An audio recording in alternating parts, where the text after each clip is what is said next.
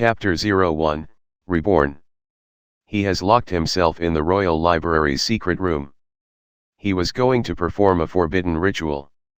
The angry shouts of the guards who were pounding on the door with their heavy axes did not faze him. These doors were meant to keep people out. This ritual was his last hope. He didn't have enough data and was unsure if this would work. But he didn't have much time left. It's now or never. His lifespan was already over, and he would not live to see the morning sun anyway. He could barely use his shaking hands to hold the black book and activate it with a drop of his blood when the iron doors were blasted open and the world turned white. The headache made him wake up. Where am I? Victor thought. Looking around him, he saw that he was laying on a big bed in the center of a lavish room with a high, decorated ceiling and ornamented wallpapers. He had succeeded. It was a huge gamble, but he pulled it off. He had just returned 200 years to the modern age, to the time when he was still a teenager.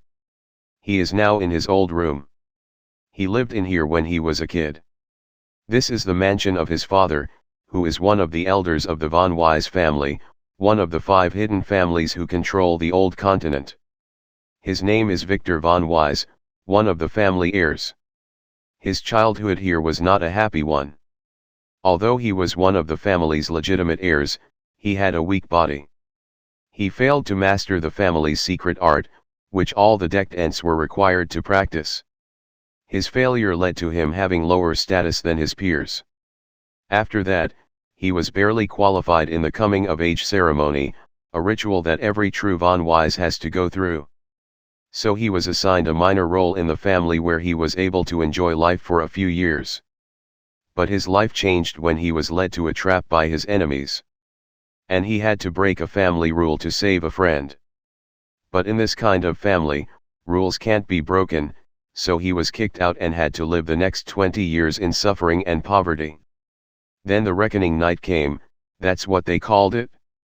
That day when the rules of the world evolved. Numerous things changed that night, and one of them was his destiny. He was able to awaken his noble bloodline. When he returned to the family to prove himself and take what's rightfully his, it was too late. His family seemed to have angered some rising hero and were wiped out in one night, leaving the land where its mansions once stood tall a desolate ruin. No one survived, and all of his loved ones were dead. And he could do nothing. That guy was very powerful, another league type of powerful. He wandered around the new world as a loner for a few years, then settled down, fell in love, and had a family. But the past always hunted him. The one who annihilated his family back then found him. And from his mouth, Victor learned about what happened back then. That man, after wiping out the Von Wise family, discovered the truth about their immortal bloodline. He wanted it for himself. But he had already ordered the death of everyone in the family. So he had been hunting for Victor ever since, and he had just found his prey. He captured Victor with his children and killed his wife who was deemed useless. Then he brutally extracted their essence blood using an artifact leaving them to die. Victor survived thanks to a lucky chance. But he was hurt badly, and he knew that he would eventually die as he could feel the immortality granted by his bloodline was fading. He returned to his ancestral home and began to dig in the burnt ruins. He uncovered many secrets there and was able to extend his life by a few decades. But alas, no way to restore his bloodline. His family was only beginning to discover its marvelous uses when they were annihilated. He spent the next decade in research and study, and then, by a pure coincidence, he heard about the Black Book. People knew it was precious since it had a SSS rank artifact, but it was pretty much useless. Its power is time travel. But despite its enormous activation cost, you can only go back in time for 1 second if you use it. And you can only return in mind, not in body. For others, it could only serve as a collection and research item. An extravagant one at that. But, for him, who had seen a similar treasure in his travels and knew about a little bug, it was an amazing treasure. He had some hope at last. To go near the book, he had to take the job of a librarian in the royal library where it was kept, and after many years of hard work, he was able to get close enough to it to study it then activate it. Now he is back. He is going to live a fulfilled life. He will use his knowledge to create a power that no other can rival. And those who hurt him before would pay a heavy price, even if the world itself shelters them, like that guy. First things first, he thought. First, he has to set the things in the family right and prepare his cards for the reckoning at the same time. It's never too early to prepare. The reckoning signs are already there, but only those with good eyes and ears have noticed. The world today is like a child, who will hit puberty at that night. In the current world, the rules are yet to be solidified. The world is like a child who is still naive. Many people got their chances around this time. And now he is going to be the bad uncle who cheats this child. He searched under the pillow for his phone, and there it was, with its shiny gold-plated back. He remembers he used this during his first year in high school. It was a gift from his mother for finishing middle school. Looking at the time. It was now 5:16 a.m., the 21st of June. It was in the summer break, and he will have to start high school in September. But that was not the vital thing. What really matters is the coming of age ceremony, which will happen tonight. All pure-blood male members in the family would live under the care of their parents until they reach adulthood, where they would be taught family literature and martial arts. But after the ceremony, they would be granted resources depending on their test results and were expected to do family assignments in the outside world. Luckily he returned at the right time. If he was late by just one day, things would have been a little troublesome. He jumped out of bed, took off his shirt, and inspected his sickly body. Just as he remembered, he had a small stature, his skin as white as snow, and had a beautiful face. He inherited it from his mother. His silky hair is a dark shade of purple-gray inherited from his father. This purple hair is a unique feature in his family. There were many speculations and rumors about the reason for this color, but he knew it. He learned about it when it was too late, the unique otherworldly bloodline of his family. He has to awaken it as early as possible. Perhaps in the ceremony tonight, there will be a chance. Looking beyond the curtains, out of the huge window near his bed, he could see the expansive forest surrounding the mansion and vaguely glimpse at the roofs of his uncles' and relatives' mansions on the horizon. He could faintly make out the sound of sea waves in the distance. He was on an island. And this entire island was part of his family's base, which only the pure-blood descendants and their servants can live in. At precisely 6 a.m., there was a light knock on the door. A beautiful woman stepped in. Her name was Olivia, one of the maids in the mansion. He remembers her well. She was one of his father's trusted servants and maybe a little more than that. "Young master, I am here to wake you up.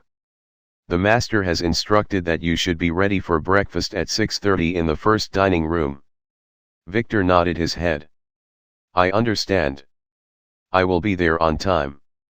The maid bowed, then stepped back and closed the door on her way out. He took a quick shower and then changed his clothes while recalling all the information about his family. His father had 3 official wives in addition to countless concubines and lovers. His mother was the second official wife of his father, and that is because of him, his brother, and 2 sisters. All of them have purple-gray hair and a pure bloodline. Only women who give birth to bloodline heirs are eligible to be wives, the 317th family rule dictates. When his father met his mother, she was just a little model who wanted to score with his super-rich father. But after she gave birth to his eldest sister, she was quickly canonized as an official wife. As for the children who have no bloodline, they are considered illegitimate. If they are talented, they would be given a chance to serve the family. If not, they would just be given some money and education, then left to live their lives. Many successful entrepreneurs and business owners are just illegitimate children from such families. Looking out of the window at the rising sun on the horizon over the forest. "It's time," he thought. A knock on the door, a petite young maid stepped in. She looked at him nervously. "Young master, do you need any help?" "The mistress asked me to lead you downstairs." "No, I am ready." "Let's go." Following the maid, he stepped out of the room and closed the door. Chapter 02, Breakfast. Victor rarely met his father. So having breakfast with Theodore von Wise was not an insignificant occasion for him and his siblings. As Theodore was a very busy man. He had a lot of businesses and concubines to take care of.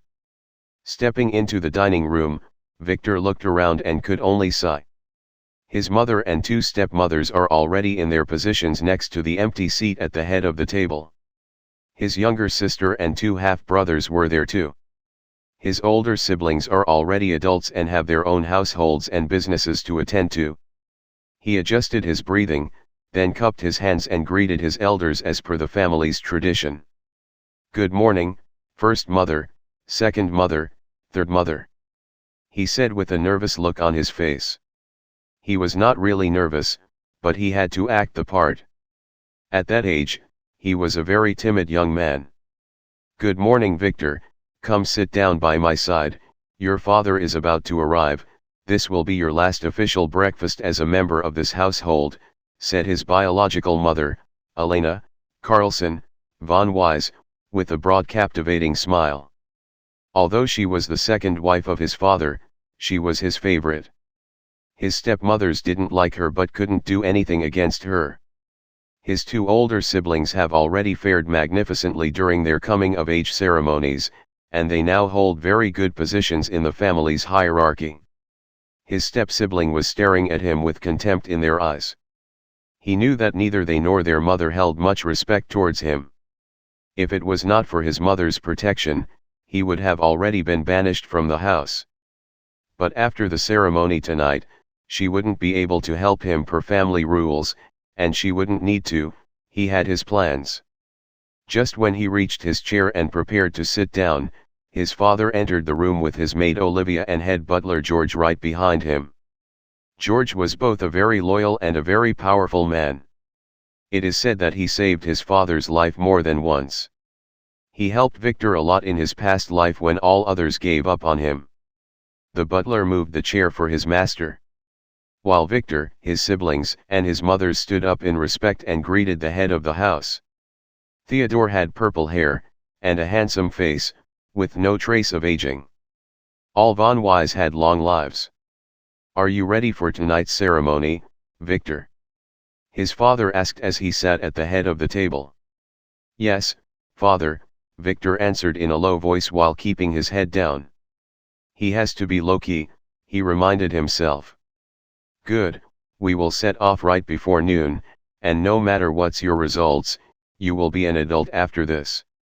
I hope you live up to my expectations," he said, but everyone in the family knew that his father had no expectations for him, ever since he failed to reach the initial stage of the secret arts of the family. While all youngsters in the family would have already reached the fourth stage by the time for their ceremonies. "Father, can you tell us about the ceremony?" asked John, one of his step-brothers. His ceremony would be next year. John was the only son of his third mother, he is younger than him by 1 year, their relationship was always strained as John always wanted to surpass Victor to get a better position for his mother.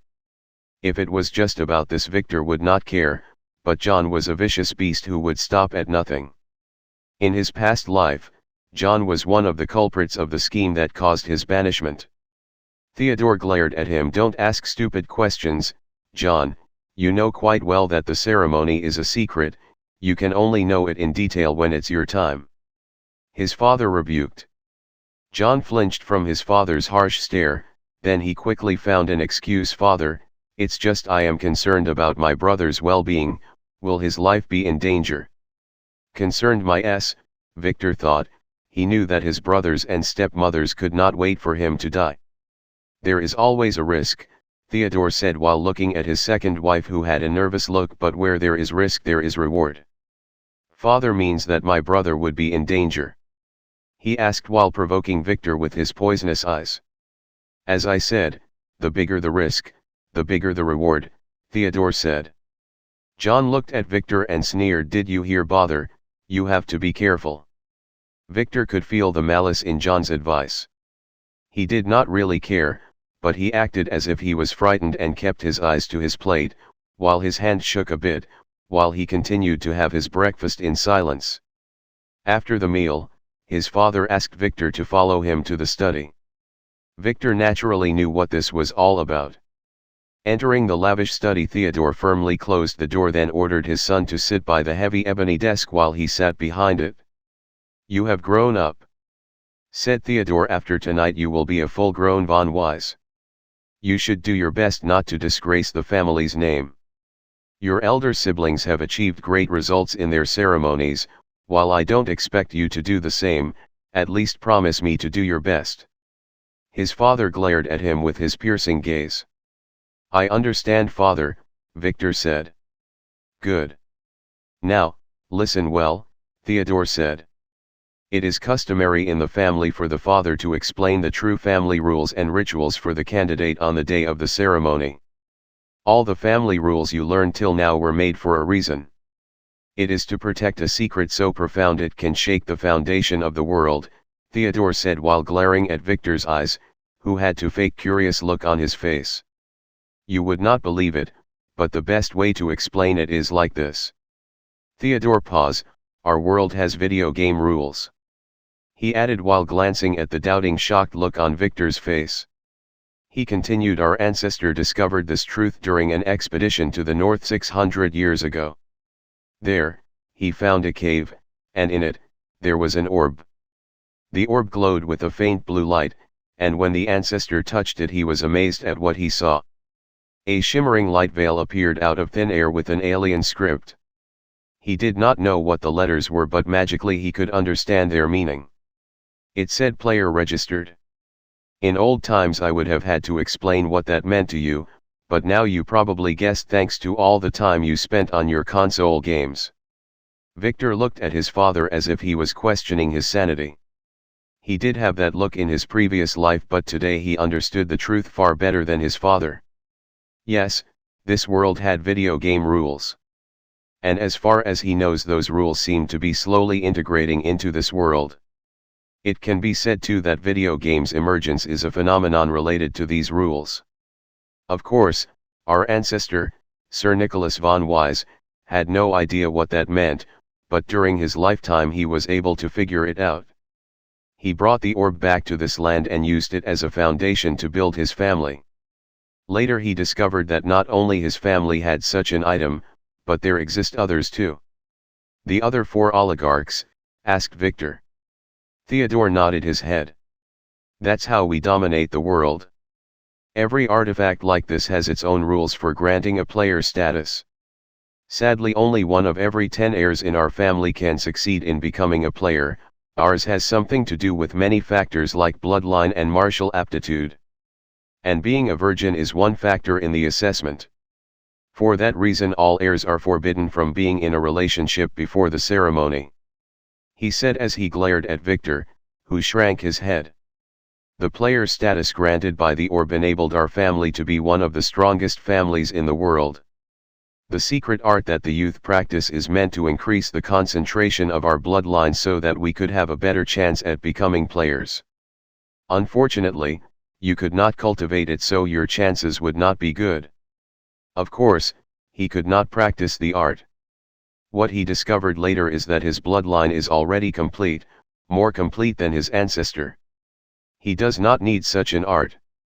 On the contrary, practicing it is what made him sick and powerless. What he needed was an awakening art.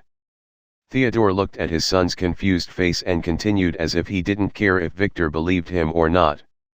You would only have 1 chance for awakening using the awakening orb. The younger you are, the better.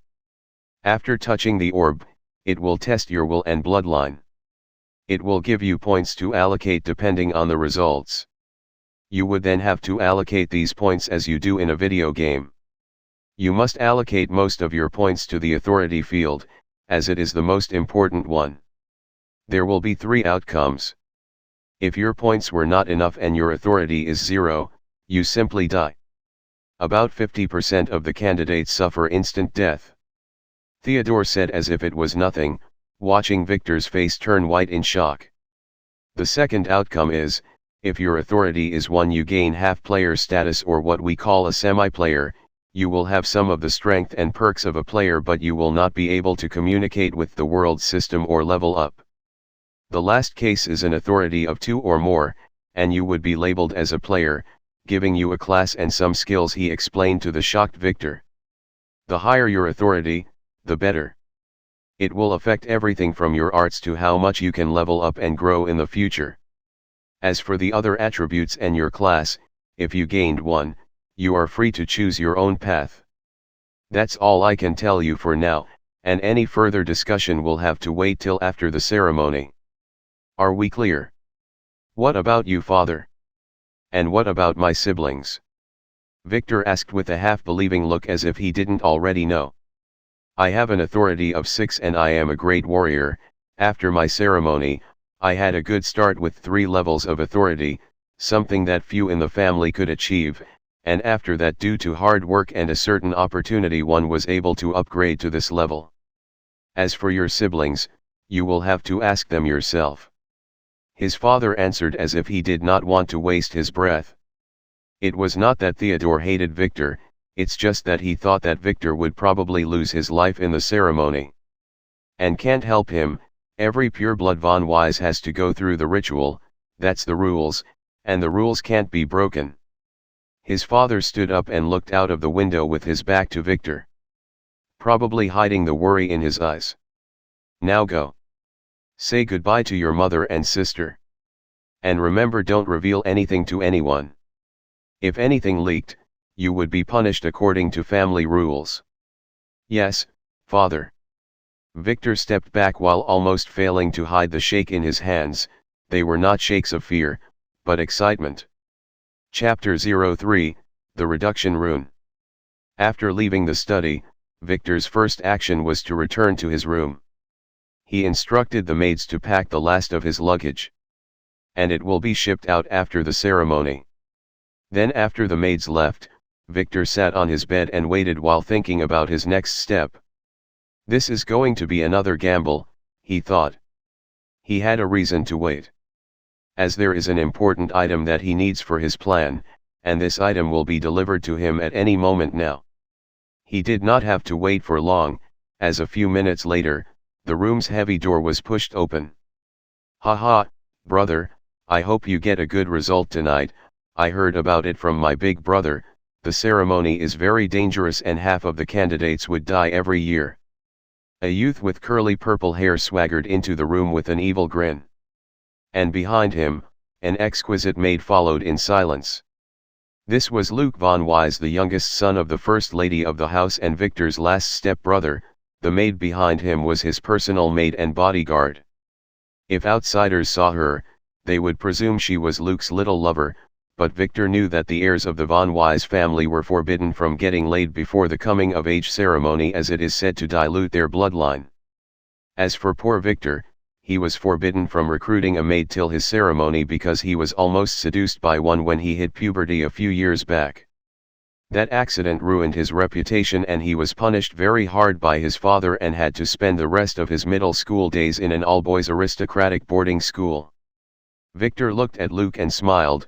"I am not afraid, I will make our father proud like my elder brother and sister.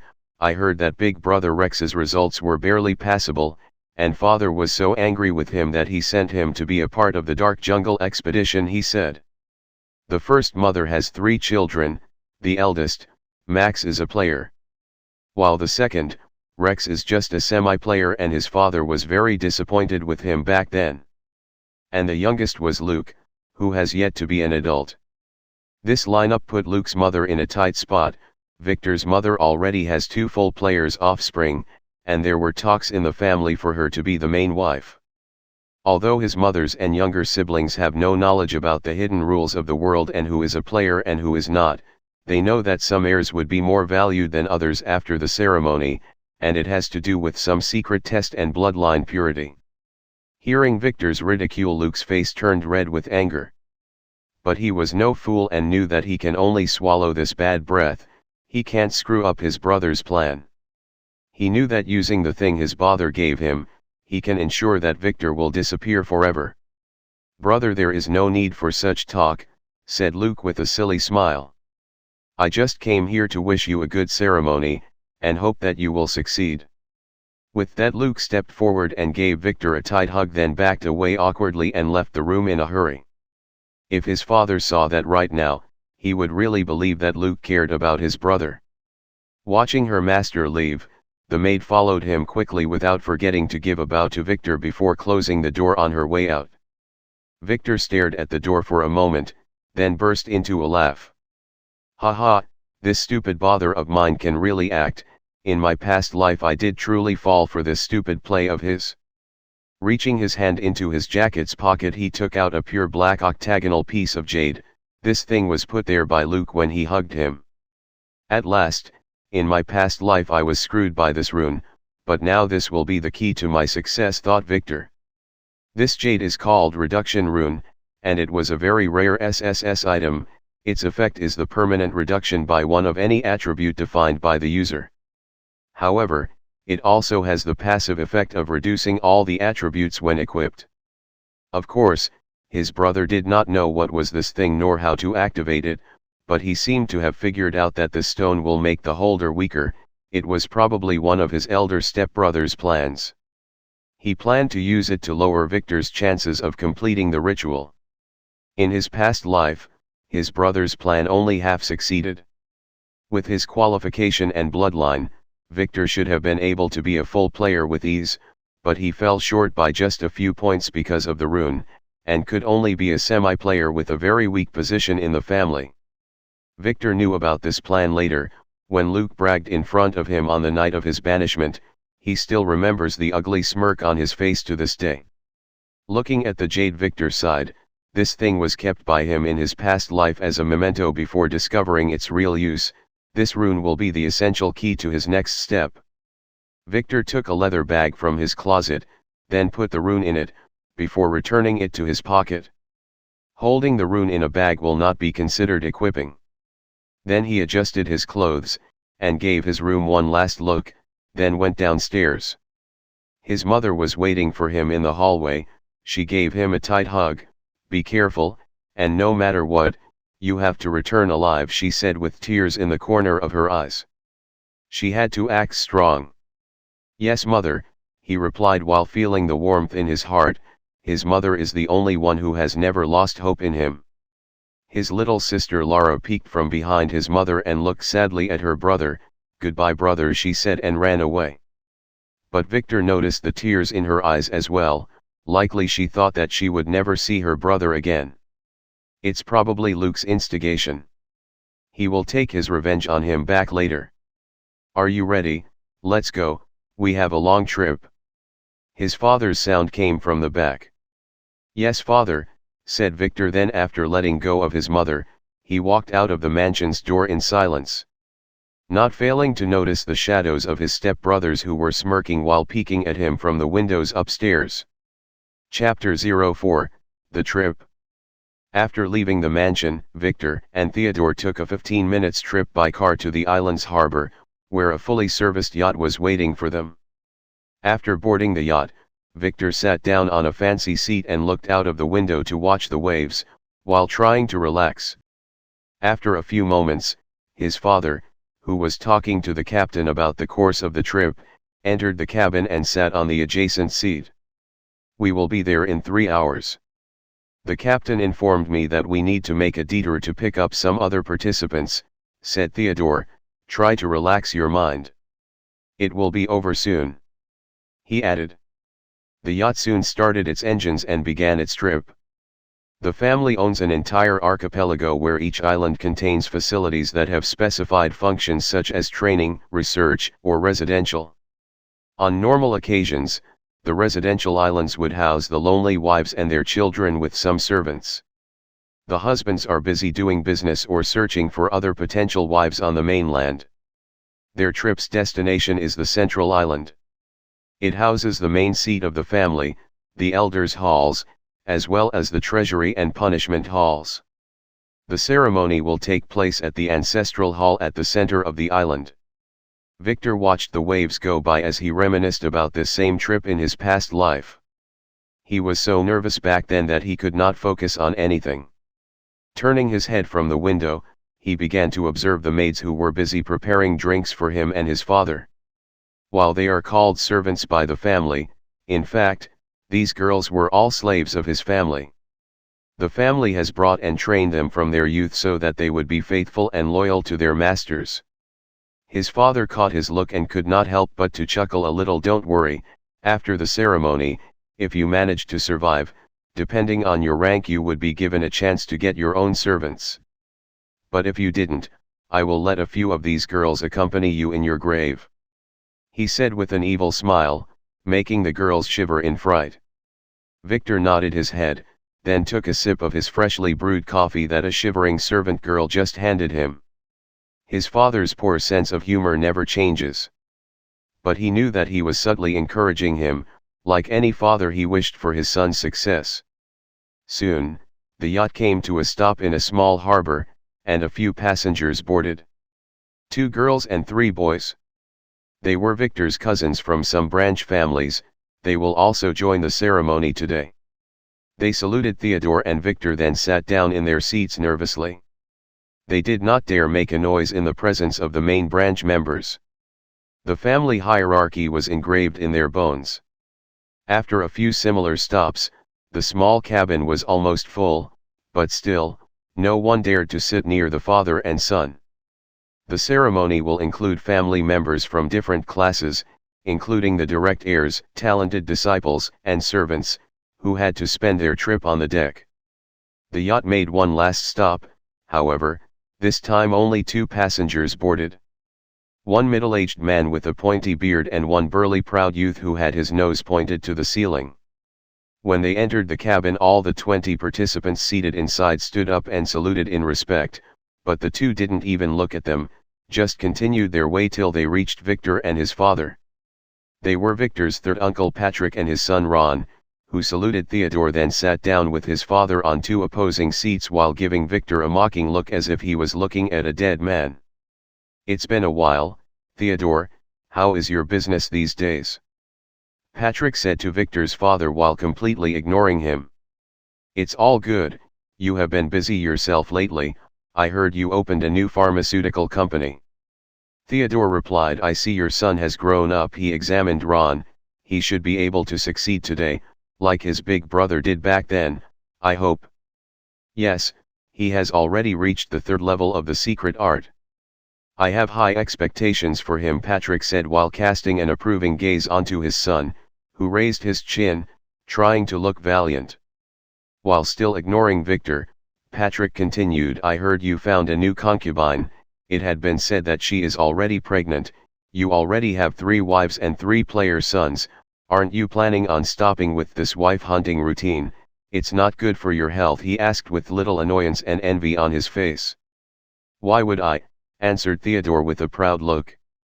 "And it's not like I am actively hunting for wives, but I do run a media production company after all." Victor's grandfather, the current patriarch of the Von Wise family, has only one wife who gave birth to 5 sons and 1 daughter. Theodore, who was the 5th and youngest child, already have 3 wives and many heirs, while his older brothers only have 1 wife each and 1 or 2 qualified heirs. And it is not that they are faithful to their wives, but finding a spouse who gives birth to a pure-blood heir is no easy feat. Each of his uncles has already slept with hundreds of women, but only a handful of women were suitable. Ron looked at his uncle Theodore with envy. After the ceremony, he intends to sleep with 100 women in one go.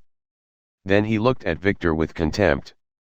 "Not like this cripple who would probably die tonight," he thought. Victor, who was watching from the side, figured out exactly what Ron was thinking about. It was easy to tell from the perverted look in his eyes, but he knew that unfortunately Ron will not live past tonight. The ceremony hall's graveyard will be his resting ground. The cabin was silent for the remainder of the journey, as both Theodore and Patrick, despite their relaxed looks, were nervous for their sons, and the rest of the passengers dared not make any noise. It was almost late afternoon when the yacht came to its final destination. The central island was the biggest in the archipelago. It contained the central administration of the family as well as a fully functioning military base and an on-water airport. In fact, in the past World War, some idiot tried to invade the islands but ended up having his entire fleet decimated. Since then, no one dared to make a move on the family. The island looked as magnificent as ever, thought Victor as he gazed upon the towering mountain in the center of the island. There, in the awakening hall he will take his first step.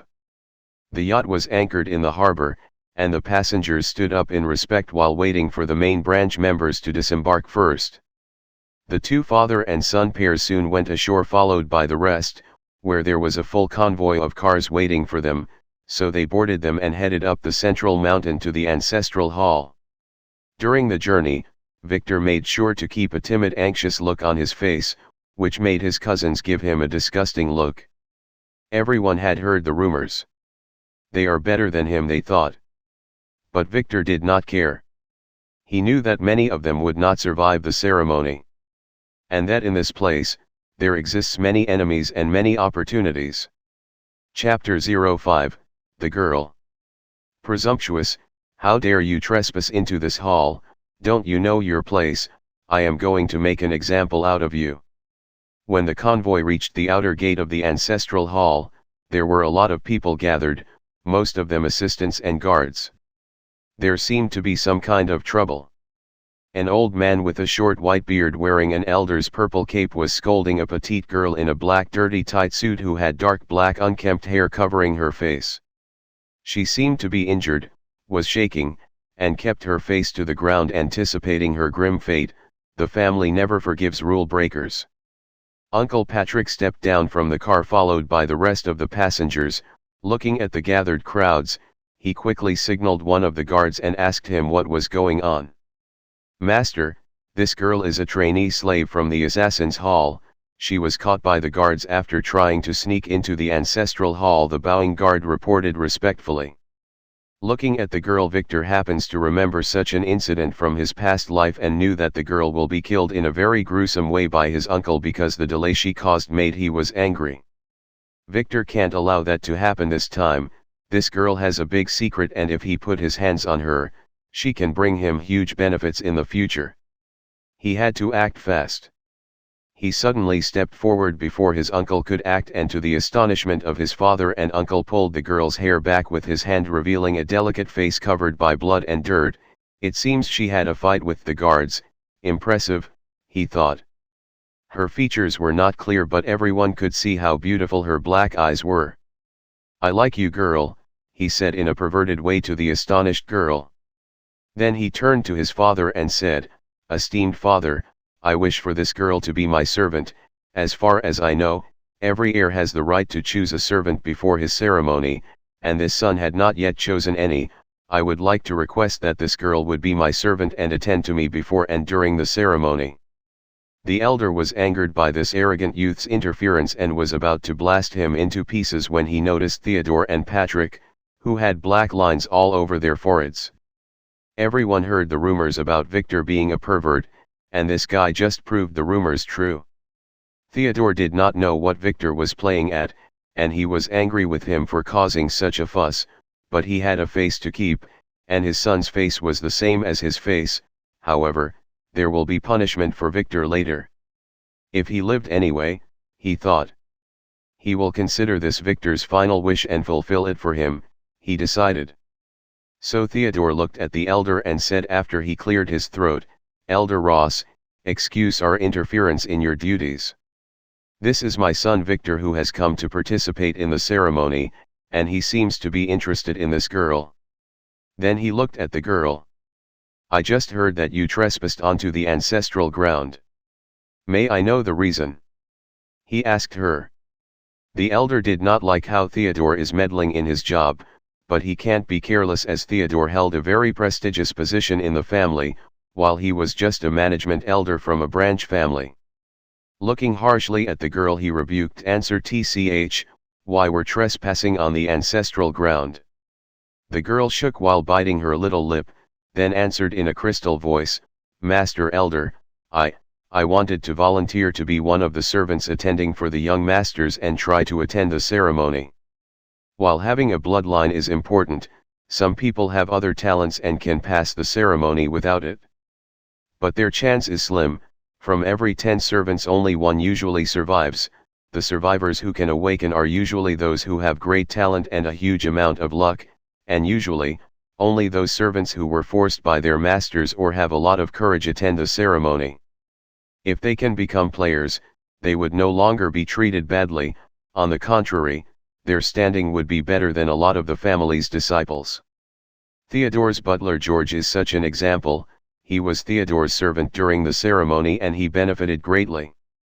The elder locked his eyebrows. There was an announcement for participation requests 2 weeks ago, and now that deadline had already passed. You should have been nominated by your hall master. It is not up to you, he said with annoyance. The girl kept biting her lip. My hall master chose not to accept my request, so I could only sneak here myself. I am really sorry, the girl said while bowing. There are usually some politics and schemes that go on in the side halls, so it's not unusual for some hall masters to have some agendas.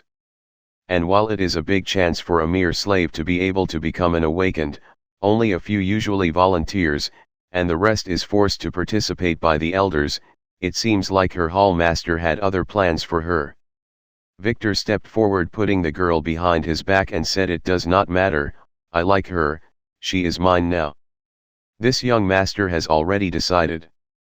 The elder wished he could slap this perverted youth, but he could only look at Theodore and Patrick for guidance.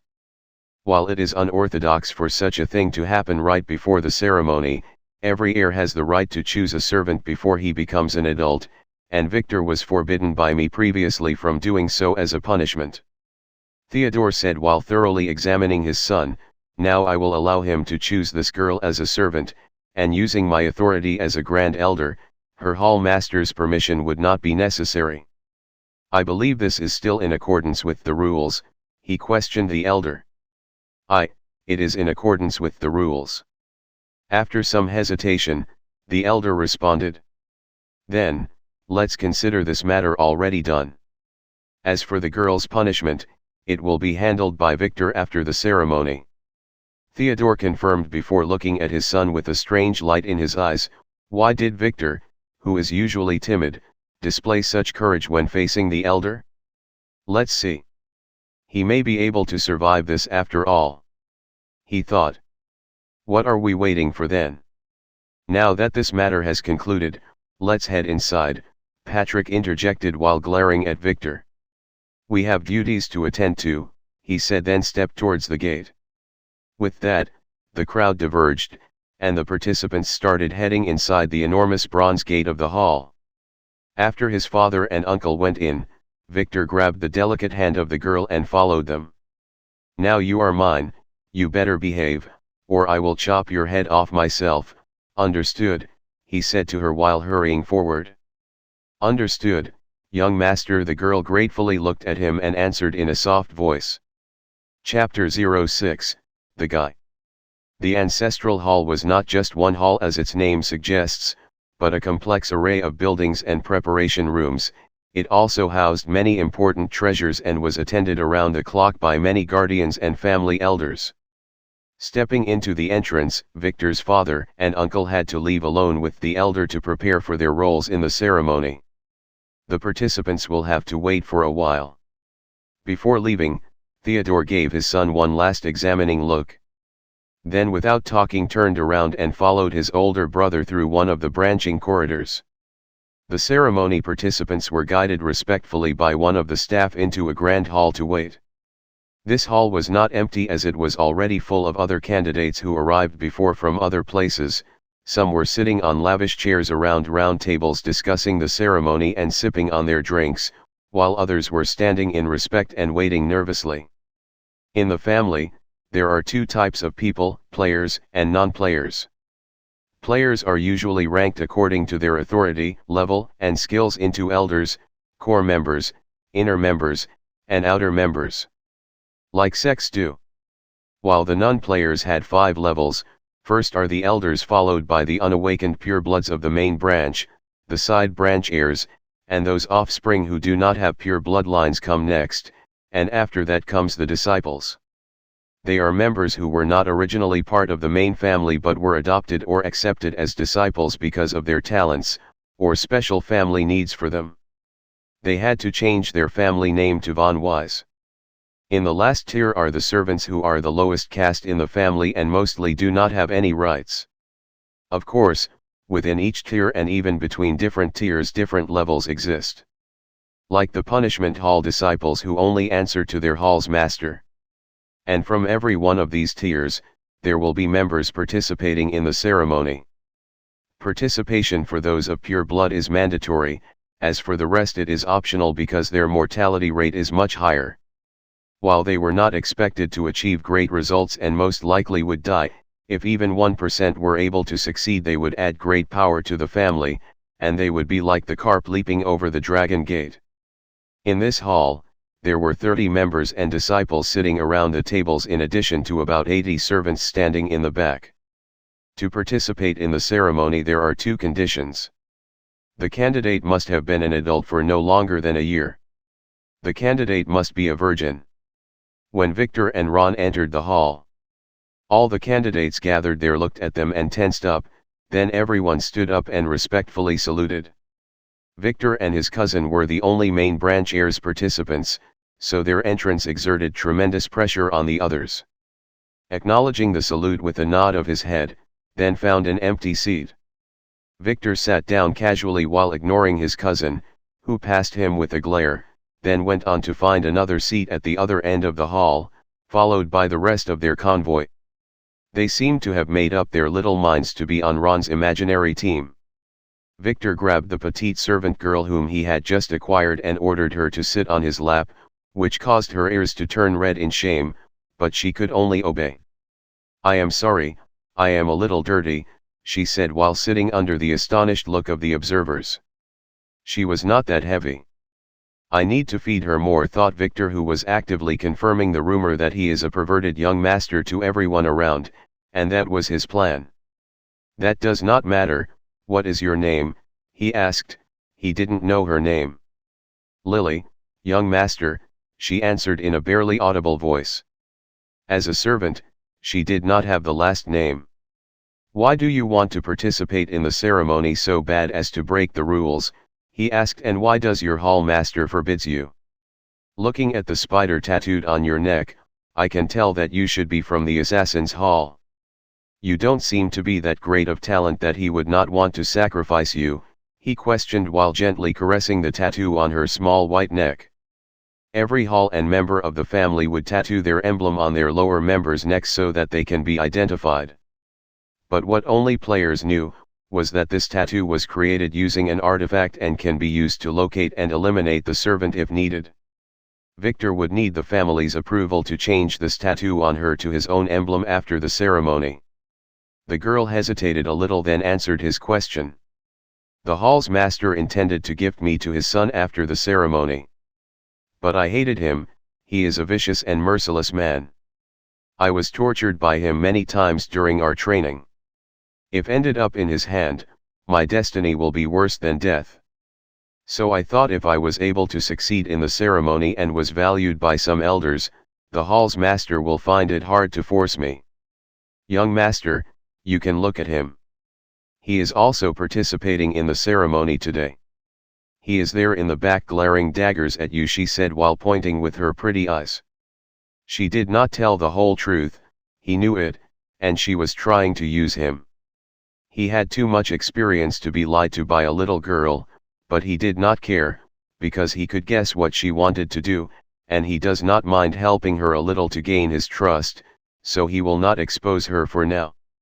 Victor looked at the back of the room, matching his eyes with a remarkably normal brown-haired young man sitting lonely in the back. Really fits to be heir to the Assassin's Hall. If Victor didn't know about this guy, he would have never suspected that he wanted to murder him, let alone notice him at all. But Victor knew him, his name is Guy, and he will betray the family with his father, the Assassin's Hall master, in the future, in about 10 years probably. He has to find a chance to get rid of them. He returned his eyes to Lily, who was trying to act calm. This ceremony is very dangerous, and the Assassin's Hall's master is a branch family member. His son does not seem to have the bloodline. Is he really willing to sacrifice him for a chance of better status? Using his connection, he can easily arrange a manager or a supervisor position for him. He asked Lily, whispering in her blushed ear. "Young master, that is exactly what I thought," she answered in a serious tone. "He is his father's only child, and he is an evil person. Many of my sisters have suffered in his hands." She had a painful look in her eyes. "But," she lowered her voice, "I heard a rumor. One night while one of my sisters was accompanying him, he was very drunk, and because he had to keep his virginity and couldn't sleep with her, he could only vent by abusing her. One time she was very hurt and told him that he should die in the ceremony, so he rebuked her and had a slip of tongue.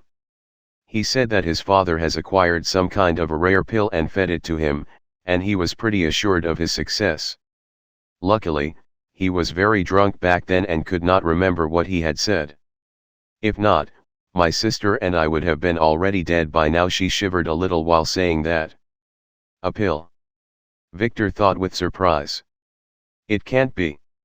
No wonder they betrayed the family back then.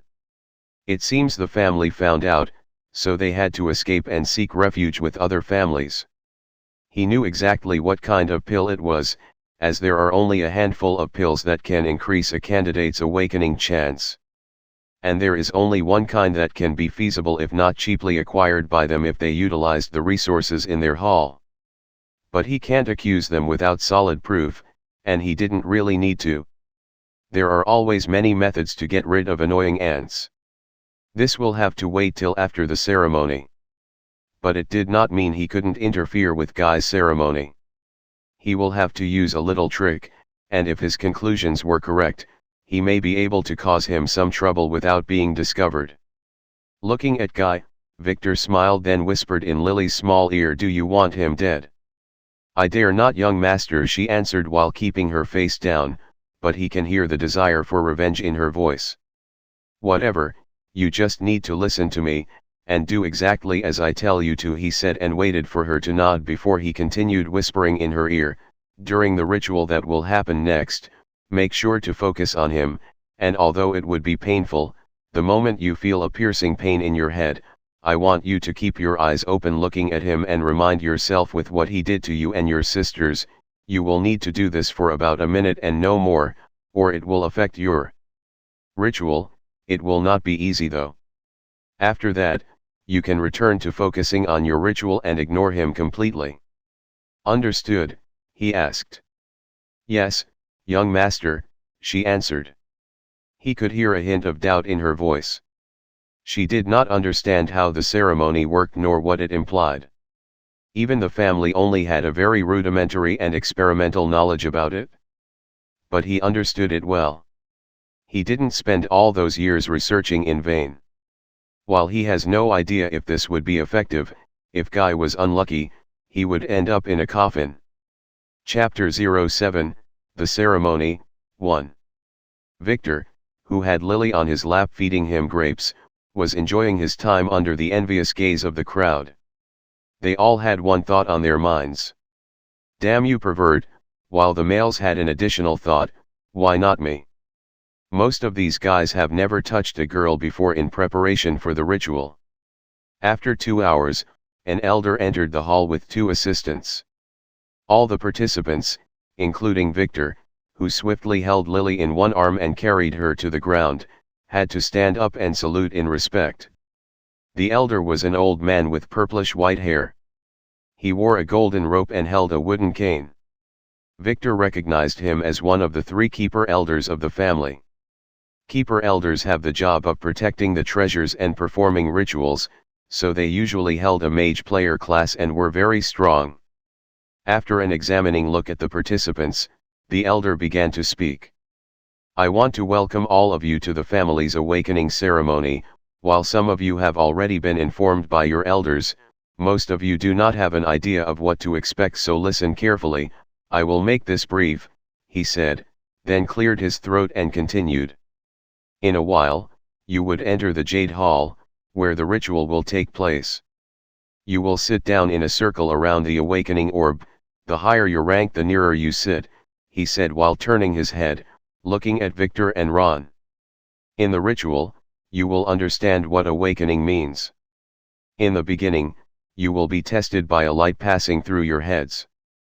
But let me warn you, this test will be painful. It will feel like someone is poking your head with sharp needles at the beginning, so make sure not to resist it. It is the orb's power, examining your potential. It will take roughly 5 minutes, then you will be presented with a choice, he continued. I can only tell you to try to raise your authority as high as you can, he said while looking at the unsure gazes of the participants.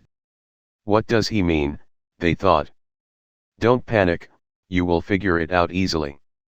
After the ritual, you would be required to keep in order and wait for further instructions, and I have been instructed to remind you that any troublemakers will be punished by death, he said. Victor could feel Lily beside him flinch, so he squeezed her little hand to assure her. Follow me. The elder ordered them, then turned around and stepped out of the hall, and the crowd quickly followed him, headed by Victor and Ron. Going through one gilded corridor after another, they reached a heavily guarded closed gate.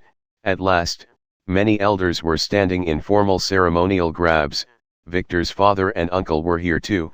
They were going to take part in the ritual. The elder stopped and knocked on the door 3 times while speaking with an incomprehensible voice. Suddenly the gate shone with a faint blue halo and opened to reveal an oval hall decorated with green jade slabs on the walls and shiny black marble floor. In the center of the hall, placed on a raised pedestal, was a sky blue colored fist-sized throbbing orb. It was as if there was a living heart inside of it. Looking at the orb, Victor could not help but remember his past life. At that time he had no knowledge of the mysteries of the world and could only be amazed by such treasure. He was so anxious back then he almost fainted. This mysterious orb is an A-level rare natural artifact. It has only one use, granting player status to its users. It's not the only way for someone to be a player. In fact, there are countless methods, but every method or artifact has its rules and bonuses. While this orb was not the best awakening artifact, it belonged to the top tier. And for the current him it was the only way available. And after awakening, an artifact like the orb will have no use for a player. Now go inside orderly and sit on the ground near the orb, and wait silently, the elder sternly said before moving to the side to grant passage to the participants. Ron moved forward first and found a suitable position near the orb where he sat down and began to meditate, like someone trying to cram before an exam. Following him, Victor moved forward with the rest of the participants. He seemed to be undecided where to sit, but after more than half of the crowd were seated he moved forward and ordered one random girl to move and make a place for him and his maid.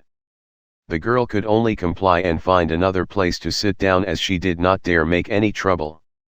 The reason Victor did this was to find a position where it would be easy for Lily to have direct sight of her target, so he only took his seat after Guy was seated. The distance from the orb did not really matter as long as he was inside its sphere of influence.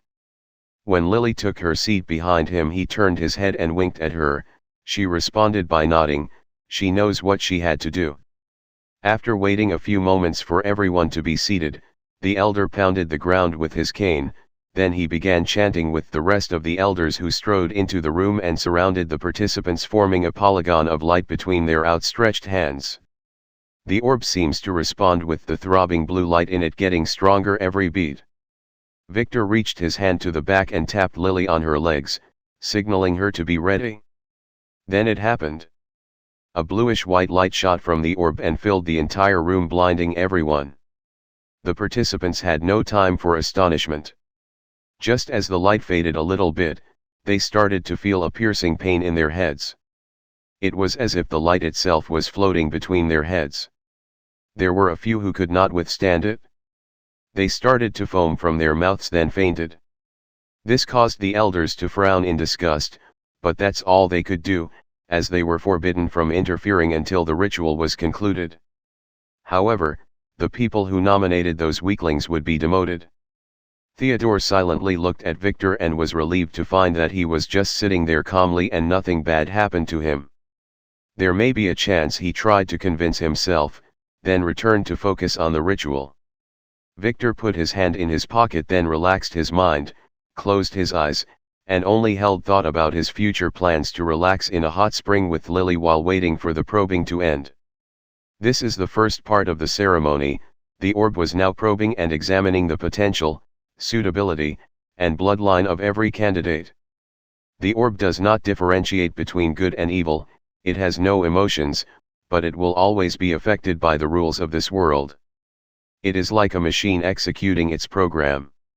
Just as the pain started to fade away, Victor silently used his hand to take the little black jade from the leather bag inside his jacket and hold it firmly in his hand.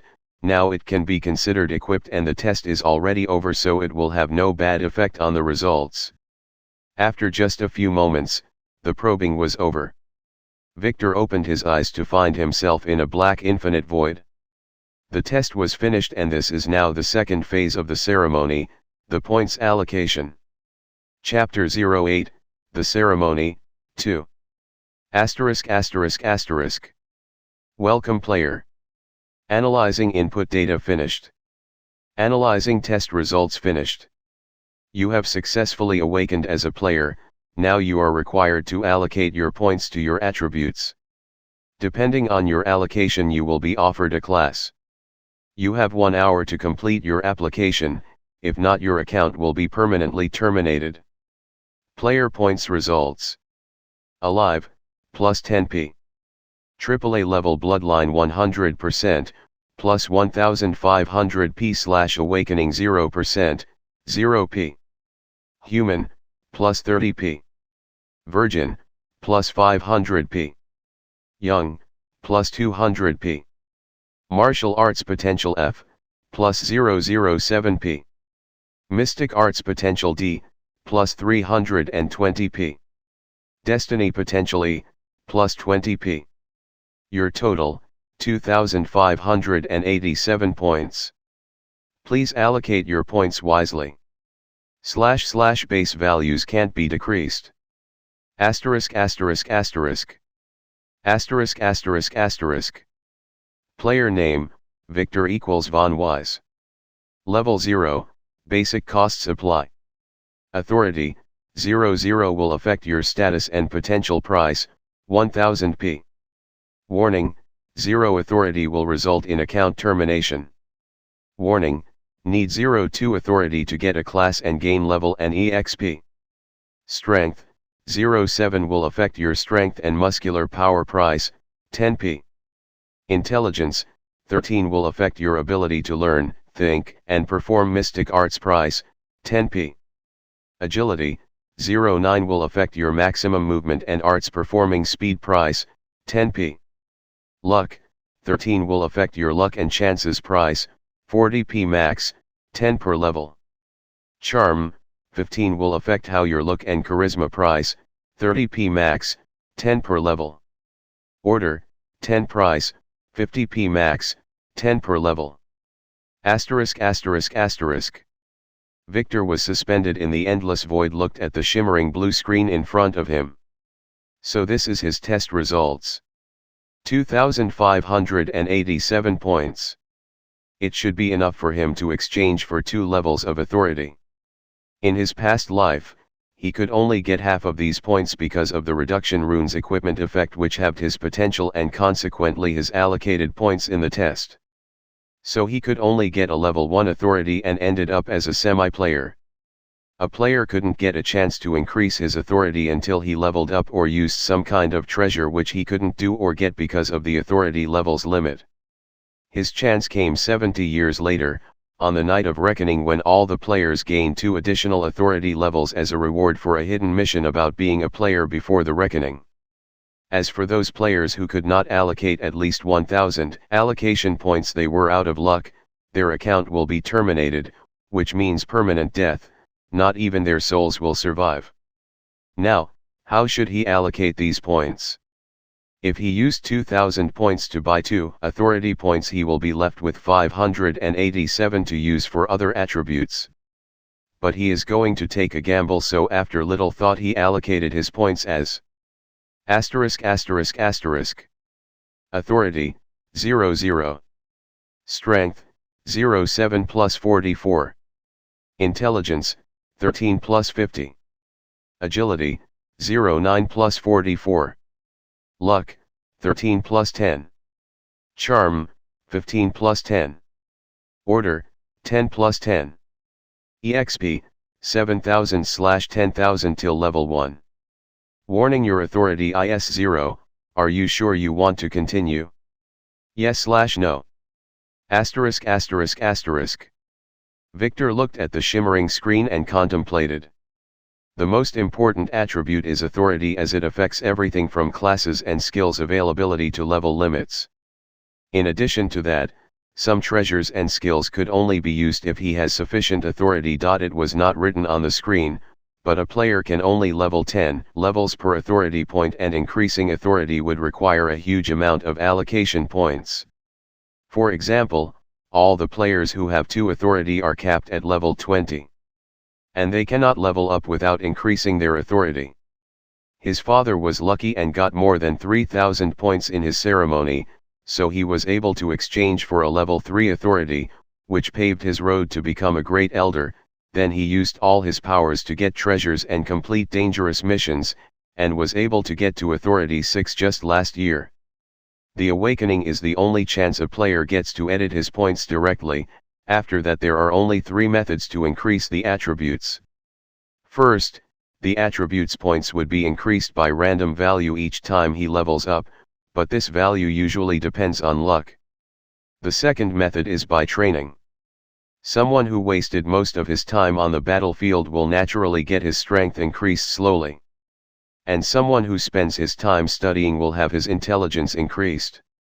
Although this method is not very efficient, as the increase tends to be minimal, many strong players rose to power using it, thanks to their perseverance. The last method is using treasures, forbidden arts, and completing missions, which depends on luck and the family's wealth and reach, like many pay-to-win games. As for the order, it will have a very important effect on growth and plays an important role after the reckoning. It is a little troublesome, and he has an easy way to increase it after the ceremony. Now it is time to gamble, he thought. While he believed that this method should work, he is gambling with his life by keeping the authority to 0, but this is the only way. It is just as his father said, with great risks comes great rewards. After taking a deep breath, he pressed yes. Asterisk asterisk asterisk. Player registered. Congratulations. Now process data. Please wait. Asterisk asterisk asterisk. He felt his power and intelligence increase, and it was a very refreshing feeling, as every thought and sense of his has become sharper.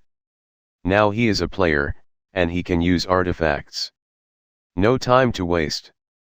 He hastily felt his equipped artifact with his mind and quickly activated its one-time use effect and specified the authority attribute as its target. Although he couldn't see it, he felt the rune in his hand disintegrate. He knew it was a success and that its effect has been applied. Now, he could only wait. The screen went blank, then it shimmered and a new line appeared in front of Victor's eyes. Chapter 09, The Results, 1. Asterisk asterisk asterisk. Insufficient authority detected. Initialize player termination process. Thank you for participating. Asterisk asterisk asterisk. How can this be? He made sure to do as his father told him to. No, this can't be, he thought. I don't want to die. I can't die. I still have many great things to do, many beautiful girls to conquer. He tried to scream, but no voice came out of his mouth. He could only float there in the dark void, waiting for his inevitable doom. Why?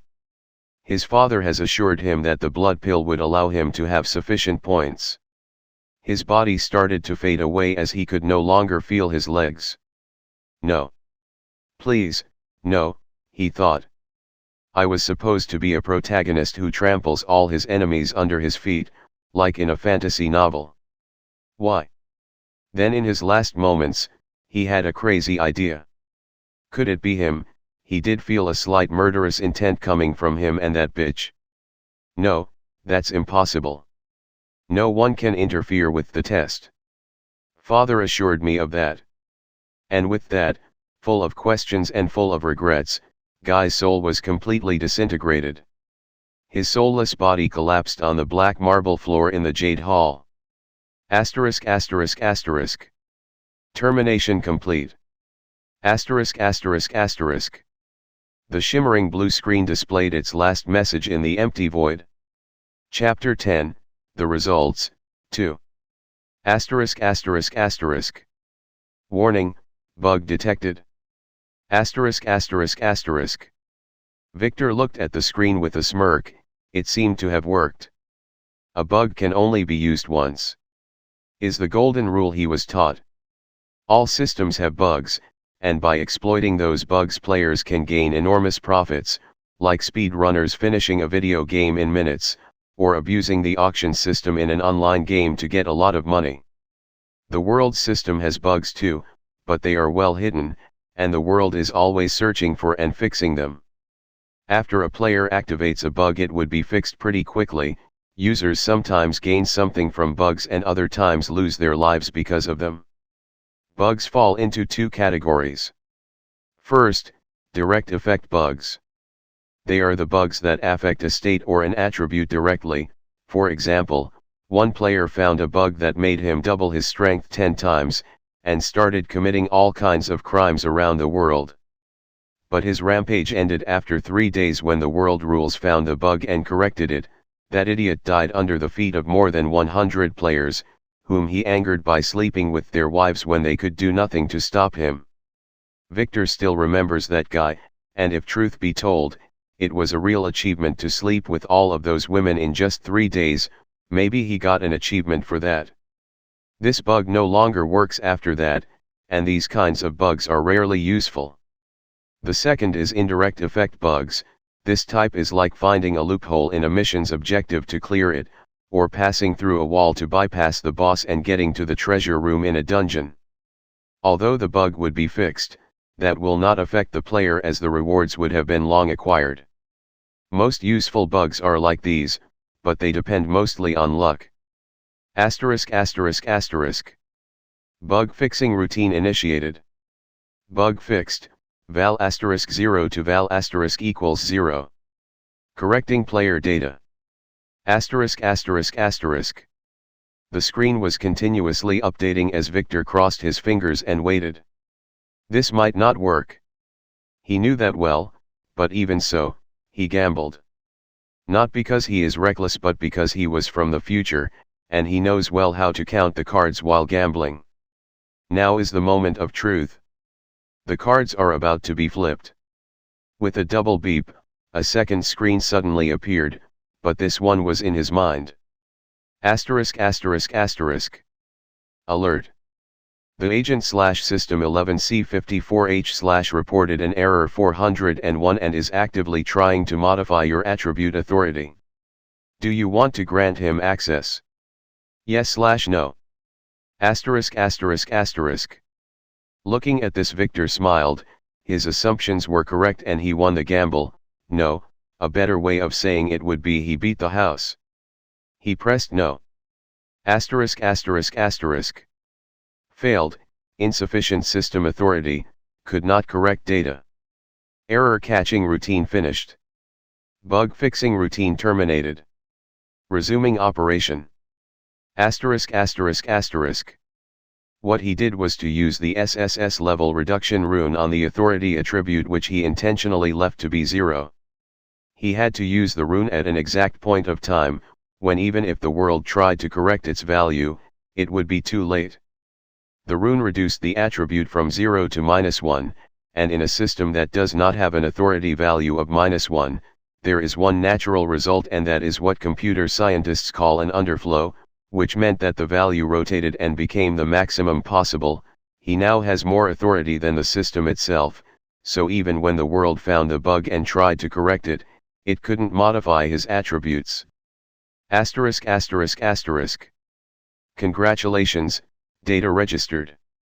Name, Victor equals Von Weiss. Level, 0. Authority. Asterisk asterisk asterisk. Ha ha ha, Victor couldn't stop laughing. He really did it? In his past life, such a bug does not exist because every creature from birth and all the living ones would be at authority 1 at the very least after the reckoning. But now he is the creature with the highest authority in the world. This does not mean he can do what he wants, as the rules of the world should always be followed, just like how you might get a god mode in a video game, but if your save files get corrupted you will lose all your progress. Now, it's time for me to exploit my new authority, he thought. Looking at the screen. Asterisk asterisk asterisk. Class options were generated based on current level and authority. Please choose a class and 5 skills. You have 351 base classes to choose from. You have 358,741 skills to choose from. Asterisk asterisk asterisk. Great, he thought, last time he did not get to choose a class and only had 2 skills. Usually, a player would only get to choose from a set of 10 or 15 skills, and 1 to 3 classes max. The class and skill slots are limited by level. But the available skills are set according to the authority. Now, what should he choose? Looking at top skills like God's Fist, or the Dragon's Charge, Victor sighed. While he can learn those, but he wouldn't be able to use them as they require high strength or intelligence attributes and attainments to activate. So he focused on the authority-based skills. There were many that he had never heard about before. Ah, so that's how, he thought as he browsed them one after another. After a while, he made his mind up and chose his skills. Admin Appraisal, SSS rank, appraisal skill, allows a player to see the truth of the world, limited by authority and level. Admin Merchant SSS rank passive, allows the player to act as if he had trading class. He can trade with and monitor all merchant class players through the system, in addition to privileged access to system merchandise. Limited by authority. Blood Seal, SS rank, he who drinks your blood's essence voluntarily will become your blood slave. /2 slot / can only enslave lower authority beings. Contractor of Doom S rank, can sign a system enforceable contract with any other player. Second party approval required. Unlimited Disguise, SS rank, can disguise shape, voice, and attributes, limited by authority and level. That should suffice. He will not need fighting skills as he does not intend to fight personally, and because of his current attributes, he is already invincible in the human realm. Looking at his attributes.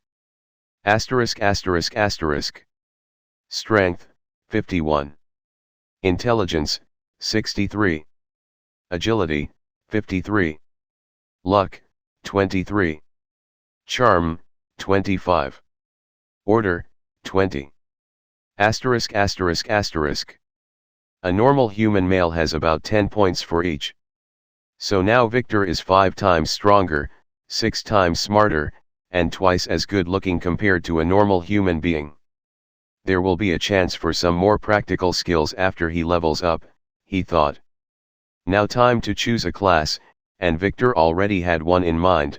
He wanted to choose a Dragon Disciple, one of the strongest and most diverse basic classes, as it offsets one of his major weaknesses, being a human. It turns him into a dragon as he levels it up to Dragon Master. But after seeing the list it only took him seconds to choose another one. This one required a lot of authority. He quickly chose it and smiled when he saw the 3 new skills it added. Good, with this I have hope of killing that guy now, he thought. Everything is set. He pressed OK. Asterisk asterisk asterisk. Player generation complete. Asterisk asterisk asterisk. Then the screen disappeared, and after a few moments, he could see he was back in the Jade Hall, where all the newly awakened players seemed to be opening their eyes in astonishment. They had the same question in their minds. Was that true? Is this world some kind of an RPG game? Did we succeed? No wonder no one was told what the ceremony was.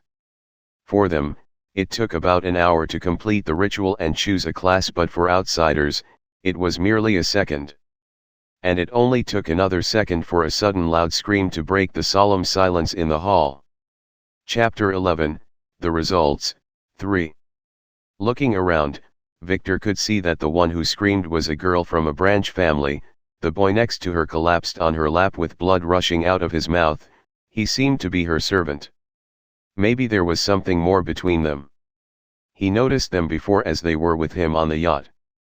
This was not the only case, but the others were more composed when they saw the dead bodies of people with whom they have just had a drink. While there were some noises, they did not dare make much ruckus.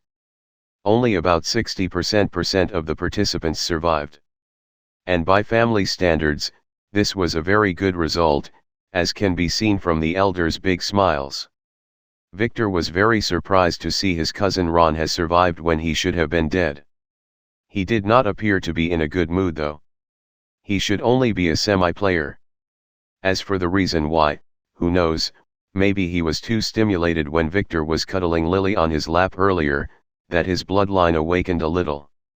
His return has already started to change things. His predictions will not be as accurate in the future, but he long expected such results and did not care. Looking for Guy, he found him dead on the floor. Oh, not bad. Looks like my guess was correct, he thought.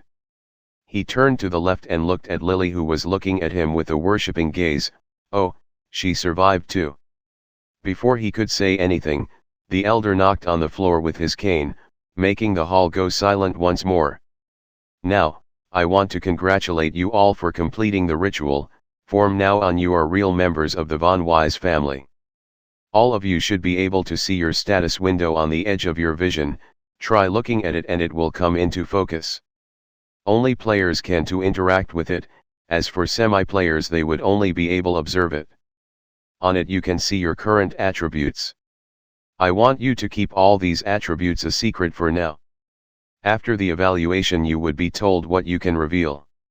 Now, stand up orderly and follow my assistant to the side hall, then wait for your names to be called," he said. The assistant was a fat middle-aged man in white robes. He was standing next to the elder, so he bowed down a little to everyone, then turned around and headed toward the exit, and the participants including Victor had to follow him quickly. While heading outside the hall, Victor looked at his father, who was standing with the other elder. Their eyes met. Theodore smiled and nodded to Victor. He seemed relieved by his son's survival. Victor nodded back, then turned and continued to follow the others. At the same time, many maids entered the hall and started cleaning up the bodies of the unfortunate participants. Reaching the waiting hall, everyone was surprised. This time there were seats and tables prepared for all the participants, even the servants. Although their social status has not changed, their position in the family is now different, and they would probably be promoted later. Sitting at a table for two, Victor ordered Lily to sit on his lap again, and she could only comply with her young master's unreasonable demands, so she sat with a blush on her face. This was not the first time anyway, and her feelings seemed to be a little different. After everyone was seated, the assistant glanced at Victor before shaking his head and informing the participants to wait for their names to be called. Then he left the hall in a hurry. A few seconds later many maids entered with plates of well-prepared foods and drinks. It is time for them to relax a little and have a late lunch. Their ordeal was over, and what is left is the family's evaluation and rewards. Their next step in life would be decided after that. Now it was unknown who from the participants gained what class or authority. Usually only 10% becomes full players. But that did not stop many participants, and especially the servants, from going around to socialize with and congratulate the higher-ranked members. Cousin Ron already had a long line of admirers waiting to congratulate him. As for poor Victor, who had a bad reputation, to begin with, having a petite girl in his lap did not help his case, so no one came close to him. Looking at Lily on his lap, Victor activated his appraisal skill and looked at her status. ******. Name, Lily. Level, 0. Abnormal status, slave, weak. Class, shadow dancer. Authority, 3. Strength, 20. Intelligence, 22. Agility, 36. Luck, 11. Charm, 39. Order, 10. Skills. Shadow Cloak, A. Penetrating Dagger, A. Mesmerizing Dance, A. Area Inspect, S. Quick Step, B. Asterisk asterisk asterisk. Not bad at all, he thought. A level 3 authority is really amazing for a newbie player. Maybe she had some hidden bloodline or martial arts talent. But he needs some artifact to examine and verify those, as they were not system parameters. Looking at her pretty eyes staring back at him, he thought this little girl will be a great assassin in the future. Too bad she died too early in his past life. Young Master Lily suddenly said, "About what happened, I..." "No need to report," Victor interjected while patting her head. "When they call me to the evaluation room you will follow me. I have already told you that you are mine no matter what your results are," he said, "and be careful not to reveal any information, walls have ears." He warned her not to ask about Guy's death. "Yes," young Master Lily bent her head down and answered in a low voice. In fact, she was very curious why looking at Guy for 1 minute resulted in his death. Was it just a coincidence? But Guy looked very assured of his success before the ritual. After a few minutes, one servant entered the room and called politely for Ron to follow him, so he left the room under the gaze of his admirers. Not many noticed, but there was a look of distress in his eyes. He was afraid of his father's rebuttal. For a servant, a semi-player status was a great result, but for someone from the main branch, it was a disgrace. Victor activated his skill and looked at Ron's status while he was leaving the hall. Asterisk asterisk asterisk. Name, Ronald equals Von Wise. Level, 0. Status, agitated, bloodline awakening plus 0.5% per hour, 2 hours. Class, X. Authority, 1. Strength, 15. Intelligence, 12. Agility, 13. Luck, 5. Charm, 15. Order, 10. Skills. Tiger's Fist, D. Basic Sword Arts, F. Asterisk asterisk asterisk. His bloodline really started to awaken, Victor thought with a smile, but his attributes are pretty stranded, like mine in the past. He may have a chance if he completes the bloodline awakening though. Victor opened his mouth, and Lily, who was waiting for his signal, quickly inserted a seedless grape in it. This girl is really smart, he thought. I should lighten her punishment for breaking into the hall. Now he should think about how to present himself to the family. His attributes were pretty stunning, even without considering his authority, because he used the 2,000 points he should have wasted on the authority to buff the rest of his attributes. He closed his eyes as if taking a nap, then activated the disguise skill and began to adjust here and there so that he would present a normal status to the family. A good result would gain him a good position in the family, a shocking result would gain him a lot of enemies. A few minutes later, a servant entered the hall and called Victor's name, then politely asked him to follow. Victor commanded Lily to go with him and left the hall, with her holding his hand, under the scrutinizing gaze of his peers. Chapter 12, The Evaluation. Following the servant, Victor and Lily were led through many corridors till they reached another grand door. 2 armored guards were standing there. One of the guards looked at them and said, "Only the heir Victor Von Wise was called, explain yourselves." Before the servant could speak, Victor stepped forward and answered with a clear voice, "Victor, son of Theodore Von Wise, is here for the evaluation. As per the regulation, I may bring my personal servant who attended the ceremony with me." The guard looked at him, then at Lily, before nodding and stepping aside, opening the door for them to proceed to the next room. Stepping inside the room, Victor could see a huge white jade slate placed in the middle, with the elders surrounding it. His father and uncle were there too. The look on his uncle's eyes was not very good, and he glared at Victor when he stepped inside the room. "You should be grateful," thought Victor, "I saved your son's life." If his uncle knew what he was thinking, he would probably vomit blood in rage. Behind the elders, sitting on the only chair in the room, was a middle-aged man with a heroic figure and only 2 strands of sliver in his purplish-black hair. This was Marcos von Wise, his grandfather and the current patriarch of the family. Victor bowed and cupped his hands when he entered the room, while Lily behind him knelt with her head down as per family protocol. "Victor von Wise, greets the patriarch and the elders," he said in a clear voice. Said Marcus. "Both of you stand up," he ordered. Then started to inspect both of them with his eyes. "And who might the slave be?" he questioned. Before Victor could reply, Theodore stepped forward. "Esteemed father, this is the slave I just told you about." Victor helped her on a whim and took her as his follower, and it seems her luck was good, as she survived the ritual. He said. "Good, let's start with her then." He looked at Lily and said. "Step forward, identify yourself, then place both of your hands on the inspection jade."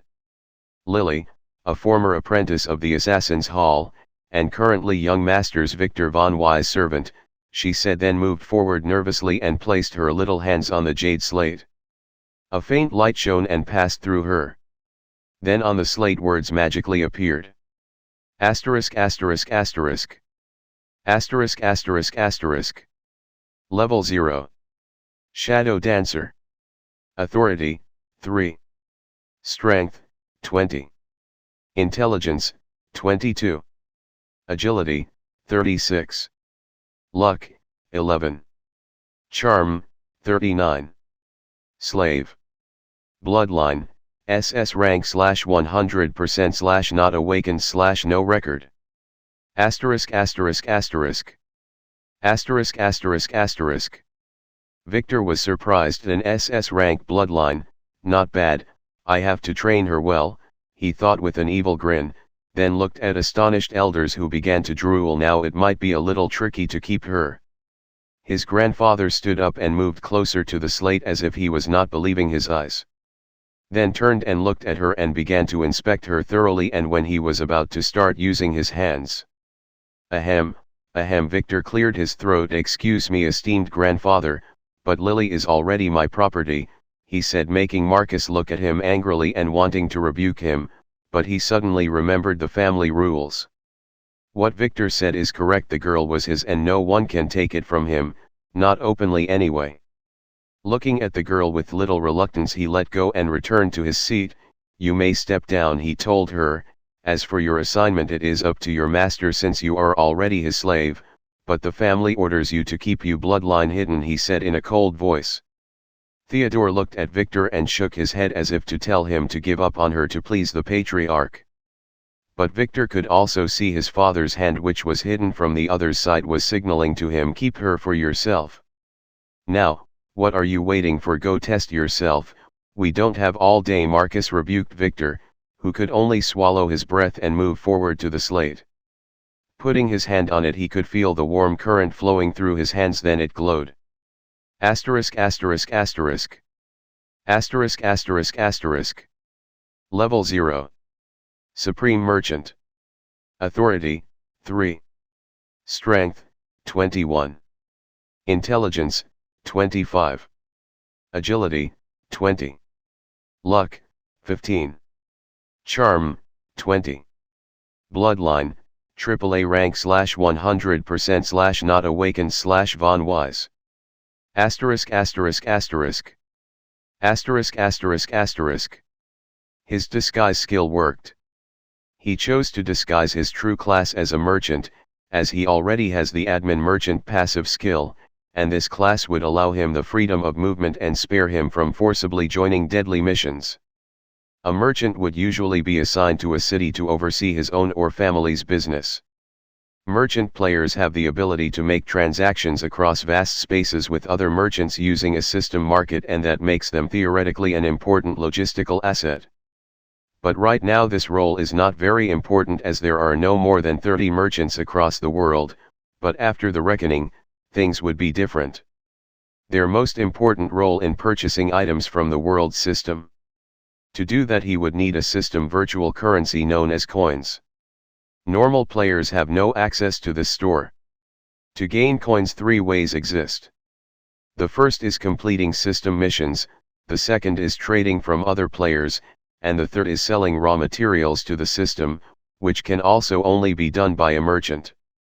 The higher the level of the merchant, the more preferable the prices he would get. The elders didn't know what the supreme means in the class title, but it can't be bad. Watching Victor complete the examination, the elders, including his father, was excited. Even the face of his angry grandfather relaxed a bit. Having an Authority 3 Supreme Merchant is a great addition to the family. In addition to that, having a 100% purity blood makes Victor a true bloodline holder belonging to a small group in the family who are highly valued and protected, as he might have a big chance of fully awakening his bloodline, and their offspring would have a big chance of having pure blood too. The only downside is that Victor's measured attributes are on the weaker side, and as a merchant, his attributes won't rise much as he levels up. "Good," Marcos exclaimed. "Victor, your luck was really good, you make me and your father proud. But your rank is higher than anticipated, so I have no assignment ready for you." He pondered for a moment, then continued, looking at Theodore. He said, "Theodore, you have a good son, how about you send him to Vane City? As far as I know, it is under your jurisdiction. Let him start a business there, or let him work part-time in your company while attending the elite academy there," he commanded. Then looked at Victor and Lily. "You don't need to keep anything hidden. You may leave," he said. Victor looked at Marcus and wanted to curse at him. How could he not give him any reward? He is probably holding a grudge, or does he have some other plans for Lily? He thought. Knowing that no matter what he said the results would be the same, Victor decided to try to ask someone else for help, so he quickly saluted the elders and then left the room with Lily. Chapter 13, Meeting Grandma.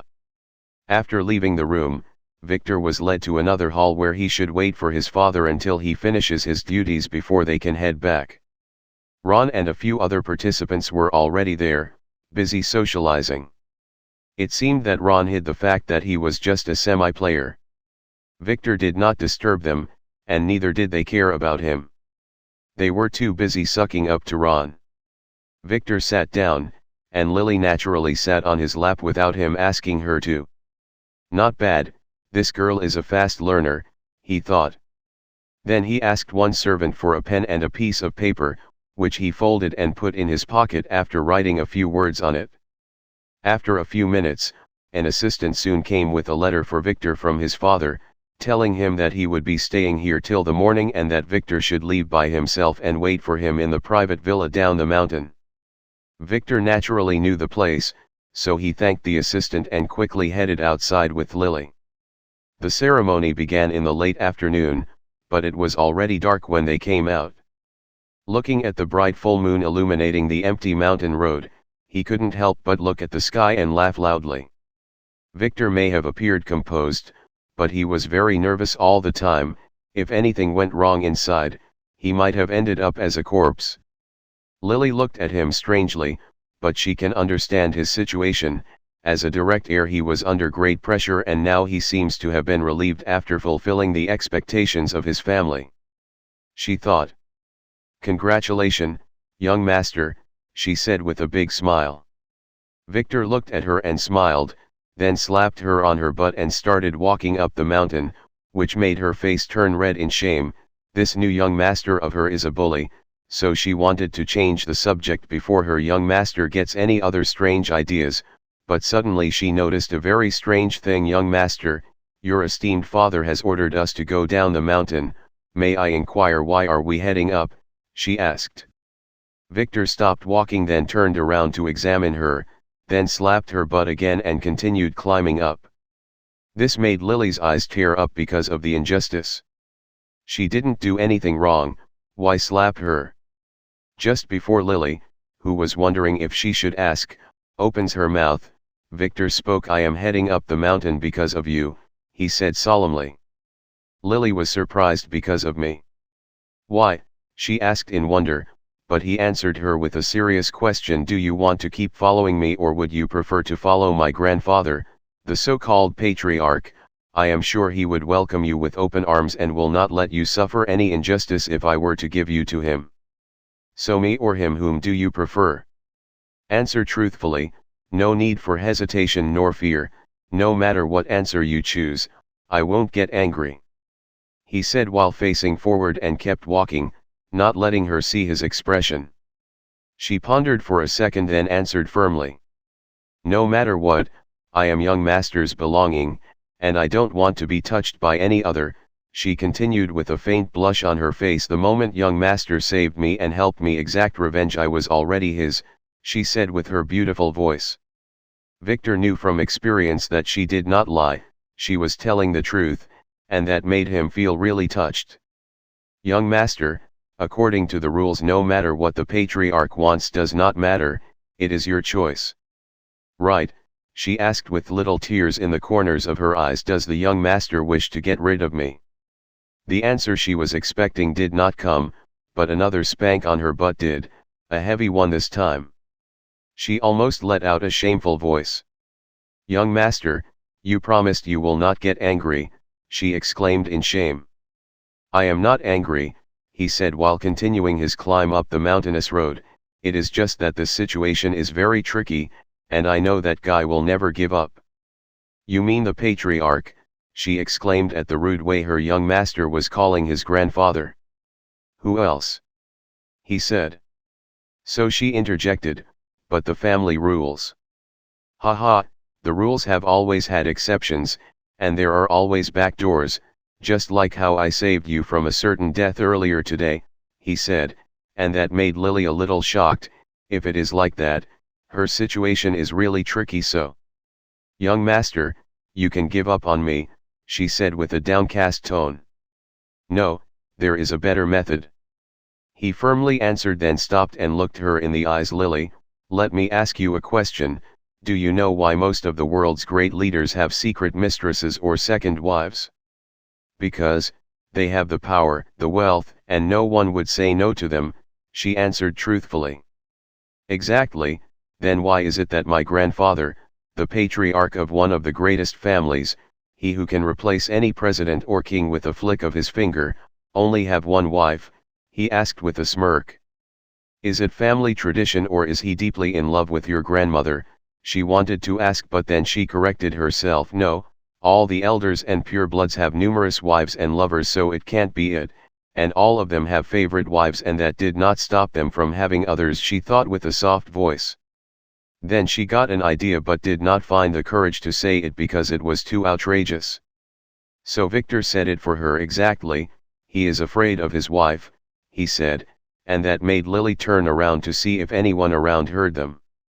Don't worry, I already used my skill so no one can hear us, he said. He has already begun using his disguise skill to hide their voice when they started their trip.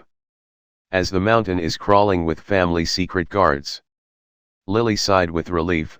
Young master, don't scare me like that again, such matters could cause our death, she said as she have already discovered all the hidden eyes around them using her area inspect skill.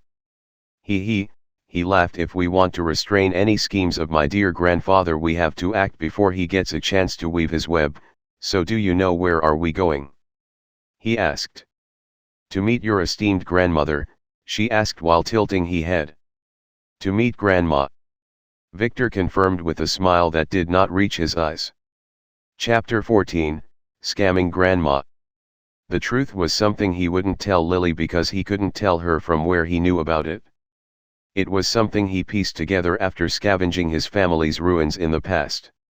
He has gained knowledge of many secrets back then, some of them are hidden even from the top echelons of his family. They had no idea to what degree their family was penetrated with spies and enemies. If the family was not obliterated back then, it would have changed its name in a couple of years. But now he is back and he will make sure to save his family and make it all his at the same time. When Victor said his grandfather is afraid of his grandmother, he was not lying, but that was not the full truth. The patriarch was terrified by his wife, would be a more accurate sentence. Looking at the mountainous road and the green trees ahead of him, Victor thought about his namely grandfather Marcos. Very few people know that he does not come from the main family branch, but from a side branch family. It was his grandmother, the last living offspring of the last patriarch, who chose him and made him what he is today. For her to keep the power as a woman, she had to find a suitable male partner to act as a puppet patriarch for her, as females were forbidden from taking the head seat according to the rules. And in fact, Marcus is just one of his grandmother's husbands. And he was the weakest member of her harem. Theodore was not Marcos's son, but the son of one of the other family's masters who followed his grandmother. But no one knew about that, not even Marcos, as his grandmother kept such secrets under tight wraps. To get such information, he had to desecrate the graves and sample the DNA of his entire family. After the family's demise, this entire archipelago became a deserted land where only grave thieves and criminals roam with the beasts. His grandmother Anne von Wise is a very powerful woman, Victor thought, but he knew that every man or woman has something they desperately want or need, and he has now a method of getting exactly what she wants and getting himself rich in the process. Victor was prepared to expose a few of his secrets to his grandmother in order to gain her trust and support, as Marcos has already started his plan when he ordered Victor to go to school in Vane City. Yes, Marcos is that kind of a guy, he would stop at nothing to get what he wants, thought Victor. After walking for another 15 minutes while holding hands with Lily, he reached the gate of a grand mansion, surrounded by a fancily worked iron fence. Standing there on the door were two female guards, who had a purple hue in their hairs, pure bloods. "Stop right there," one of them said. "May I inquire about your identity and the reason you are here?" she asked in a slightly artificial polite tone. "And at this hour," she continued after a pause as it was already late. Victor took out the folded piece of paper he prepared before leaving the hall and gave it to the guard. "I am the heir Victor von Wise, and this is my maid Lily. We wish to meet your mistress for a very important reason." The guard hesitated for a mere second before accepting the paper. "Please wait a moment," she said before signaling the other guard to keep watch over them, and heading inside the mansion. After 3 minutes, a sturdy female housekeeper walked out of the mansion with the guard. She looked at Victor and said, "Follow me please." Victor turned to Lily and said, "Wait for me." The housekeeper interrupted him. "The mistress asked for both of you," she said, then turned around and headed inside the fence. Victor and Lily followed after a brief hesitation. **T, I made a big mistake," Victor thought as his face became very bitter. He really overestimated Marcus's courage. It seems he did not want Lily for himself but for his dear wife. The situation can still be salvaged, I hope, he thought. After walking through the lavish mansion's front yard and passing through the front door, they were guided into a lavish room, where Victor took the liberty to sit down on a comfy chair, while Lily stood quietly behind him. Lily still had some dirt and some blood traces on her face and her clothes as she did not have a chance to clean up, while Victor's clothes were not very clean as Lily was forced to sit on his lap a couple of times. After a few minutes a beautiful woman with curly purple hair and a lavish black dress entered the room with two pretty handmaids. She looked about 30 years old, but Victor knew that she was at least 70, there were no aging marks on her face nor body, her blood was fully awakened. She was Victor's grandmother Anne von Wise. Looking at her enter the room, Victor and Lily quickly saluted in respect. Victor activated his appraisal skill, but after a split second he felt a piercing pain, so he deactivated it quickly. And coughed twice to hide the painful look on his face. It seems he used the skill too much today that it strained his eye, in addition to the fact that Anne's level is much higher than him, but that split second was enough for him to confirm the piece of information he wanted. *******. Anne equals von Wise. Level, 15/99. Abnormal status, poisoned, SS, mid. Authority, 09. Strength, 4. ******. Yes, the rumors he heard back then were true, she was poisoned. Anne looked at Victor briefly and examined Lily for a whole 10 minutes before looking back at Victor. "What do you mean by this?" she asked, and then threw a piece of paper to the ground, it was the same piece of paper he gave to the guard earlier. It reads a few words. I can get a white lotus pill. Looking at it, Victor started talking.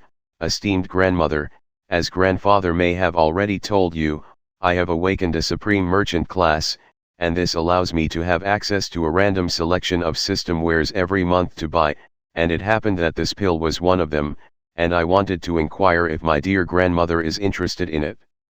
And how do you know that I may be interested in it? She asked. Ah well, the grandson happens to have attended your birthday this year and the previous one, and happened to notice that most of the presents grandma seems to favor had a detoxification effect, he explained. Oh, and since when are you proficient in drugs identification? She asked with a smile. Damn, he thought. This little one is well read, he answered with a few beads of sweat appearing on his forehead. Oh, she said. He knew that she did not fully believe him, but that does not matter, as she would want to get the pill first before grilling him. The price? She asked. 3 million coins, in addition to a promise from you that you would not deliberately hurt me in any way as long as I don't interfere with your business, he said firmly. Oh, but I already want this girl, Marcos has already sent a letter about her, she said, looking at Lily, who unconscionably flinched. But that would make me very hurt, he said with a pitiful look. And that made Lily's eyes sparkle with tears. Her young master is good to her. I know that grandmother wants to use her bloodline to breed a new kind of warriors for the family, right? He inquired, and his grandmother did not respond, and that made Lily flinch again. But there is no need, as I intend to take her as a wife so her children would still be parts of the family, he continued, as this was the only solution he can think of to convince his grandma. His grandmother looked back at him with a piercing eye. As far as I know, you already have a fiancé, and she can't stop you from having a few other wives, but she would not like that, she said with a smirk. She has already become an adult, so she should learn that you can't always have what you want. I will deal with it, he said. That fiancé of his is really troublesome. She is a slut, and he has to find a way to get rid of her. Oh, okay, I agree, his grandmother said. She urgently needs that pill. She has been poisoned for too long and her level has already declined to 15, if this goes on any further she might not be able to control the family. The white lotus pill is a very rare medicine that can cure her completely. And just when she wanted to inquire when would Victor get the pill, he flashed a gold parchment in front of her. Created by his contractor of doom skill and containing their agreement. After signing it, if any party broke it, they will have to face severe consequences. She knew what this was, and that made her surprised, as she always viewed Victor as some kind of a weakling, but today's events proved her wrong again and again. Seems like he is not useless after all, she thought. Maybe I should give him a chance to prove himself. Well, that's for later. She nodded her head. Okay, she said, but add a clause that the price you ask must be exactly the system store price, she added with a smirk. She will not let him get away with any advantages. Victor flinched, then corrected the contract with a flick of his hand. Fine, that makes it 2 million coins. His grandmother glared at him. This piece of shit was about to scam her for 1 million coins. That is the family's revenue for one entire year. But she didn't scold him, as she was beginning to like this cunning grandson of her. She bit her finger and a purple drop of blood fell onto the contract, and Victor did the same. The contract shimmered with golden light, then disappeared. The contract was done. She waved her hand and a system prompt appeared in Victor's head notifying him that 2 million coins have been added to his account.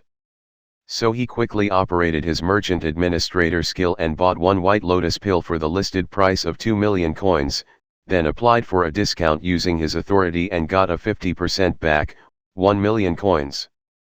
I am rich now, he thought. After this he has to wait 2 days to be able to use the skill again, as his level was still too low, and the transaction very big. But it was worth it. He took the pill out of the store window and it appeared in thin air, so he presented it to his grandmother, who grabbed it immediately, and with a wave of her hand, Victor and Lily were thrown out of the house. "I will not see you off, come visit me again when you have time. And be careful about your fiancé." Her parting words echoed in Victor's head, which was planted in the dirt outside of the mansion. He stood up with the help of Lily, who started dusting the dirt off him. He smiled at her, then slapped her on her little butt and said, "Let's go home." This trip was a success. "Yes, young master," Lily answered with a sweet smile. Chapter 15, An Unexpected Reward. Going down the mountain was easy. Victor only had to ask one of the mansion's guards to find a car for him, so a luxurious car was quickly prepared to take them back. Victor quickly explained his destination to the female driver, who nodded her head in understanding and started the engine. Sitting in the back seat of the speeding car, Lily looked out of the window and watched the passing scenery while wondering if all of today's events were just a sweet dream that would end when she woke up. But Victor proved her wrong by suddenly laying down on the back seat and placing his legs against the window with his head on her lap. "Don't move around, I want to have a nap," he said. "Wake me up when the car stops." With that said, he closed his eyes and started snoring. Lily was very embarrassed. Her face turned as red as a tomato, and she did not know where to put her hands. But looking at the driver, who faked not knowing what's happening in the back, she took a little breath to stabilize her shaking hands. Then she slowly began to caress Victor's head in her lap. Time flowed quickly, and after half an hour, they reached their destination.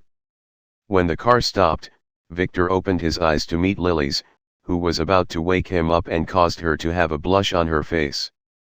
"Young master, we have arrived," she said softly. He smiled at her, then quickly got up and out of the car. Facing him was 3 stories modern villa. Even though his father only stayed here a few nights every other month, it was well maintained. When he stepped down from the car, a tall man in a black uniform was waiting for him. It was George, his father's butler. Victor smiled and saluted him. "Uncle George, I did not expect to see you here. It is already late. You should be resting in bed instead of waiting for this youngster," he said with a smile. George was always good to him. Even after being kicked out of the family back then, he still received occasional help from him. "Young Master Victor, this is just my duty, please follow me," George said warmly, then guided them into the house. After stepping inside, George ordered the maids to escort Lily to the bath and arrange a new set of clothes for her, then requested that Victor follow him. Victor gave Lily a wink signaling her to follow the maid, then turned around and followed George into a side corridor leading to a well-lit study.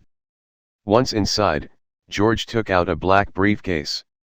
"In here, you will find your new credentials and the documents for some properties and businesses the family granted you. It is your reward," George said as he handed it to Victor. "Oh," exclaimed Victor, "what an unexpected reward.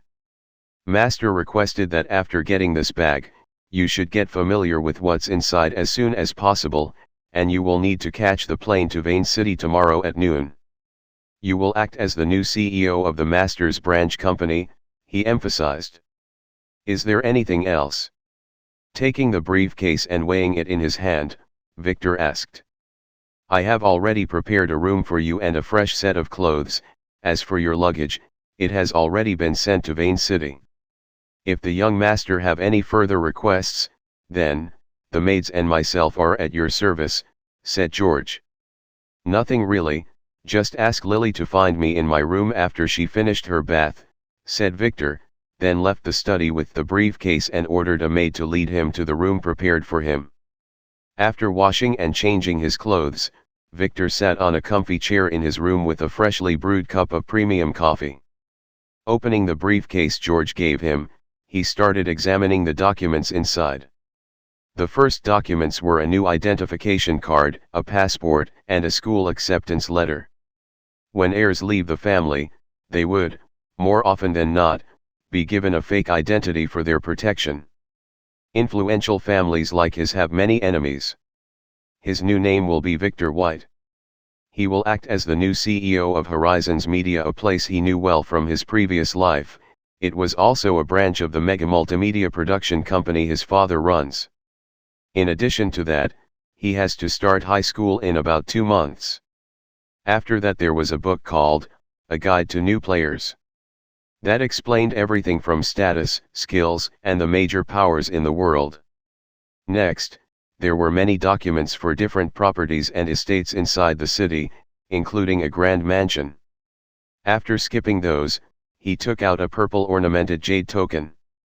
Looking at the rewards, Victor could only smirk. It seems his family truly values him now. It is probably his grandmother who commanded them to give him these. Because after the ceremony, he noticed that his father and the patriarch were not sure what assignment to give him, so he guessed that they would have had to think about it for a few days at the very least. But now, after only taking the time he spent on the road, about 30 minutes, they decided to give him not only a complete company but also a high rank in the family. This purple token is an artifact, and having it meant that he is now a part of the True Bloods, the core members of the family. It is similar to a core disciple position in the martial arts sects. With this, he has no reason to fear his fiancée or his stepbrothers, as the family will side with him and protect him as long as he does not break their rules. Yet with it comes some troublesome responsibilities. It seems his grandmother began to like him, or maybe wants to keep a close eye on him, or a bit of both. It does not matter. Victor returned to the briefcase and continued to examine the documents one by one. They are all properties and resources allocated to him by the family. It seems his grandmother intends to test him. Well, that won't be a bad thing, he thought. In his previous life, Victor's position was not this good. After he barely survived the ceremony, the family ordered him to go to the same Vane city, but not as an heir, but as a small manager in his father's company, where he had to work for a few years. It was not bad, but he could not reveal his identity and was not given much power. It was probably a part of his father's efforts to protect him from his stepbrother's schemes. Additionally, he had to go to high school as a student of a commoner origin. While it was not that bad, it made him very tired. And he couldn't get any resources from the family to improve his strength and position. When he fell into deep trouble later, he had very few allies in and outside of the family helping him. A sudden knock on the door brought Victor back to the preset. "Young master, it is me, may I come in?" Lily's crystal voice sounded across the closed door. Chapter 16, How It Was Done. "Come on in." Hearing Lily's voice, Victor answered her, but kept his head down examining the documents in his hands.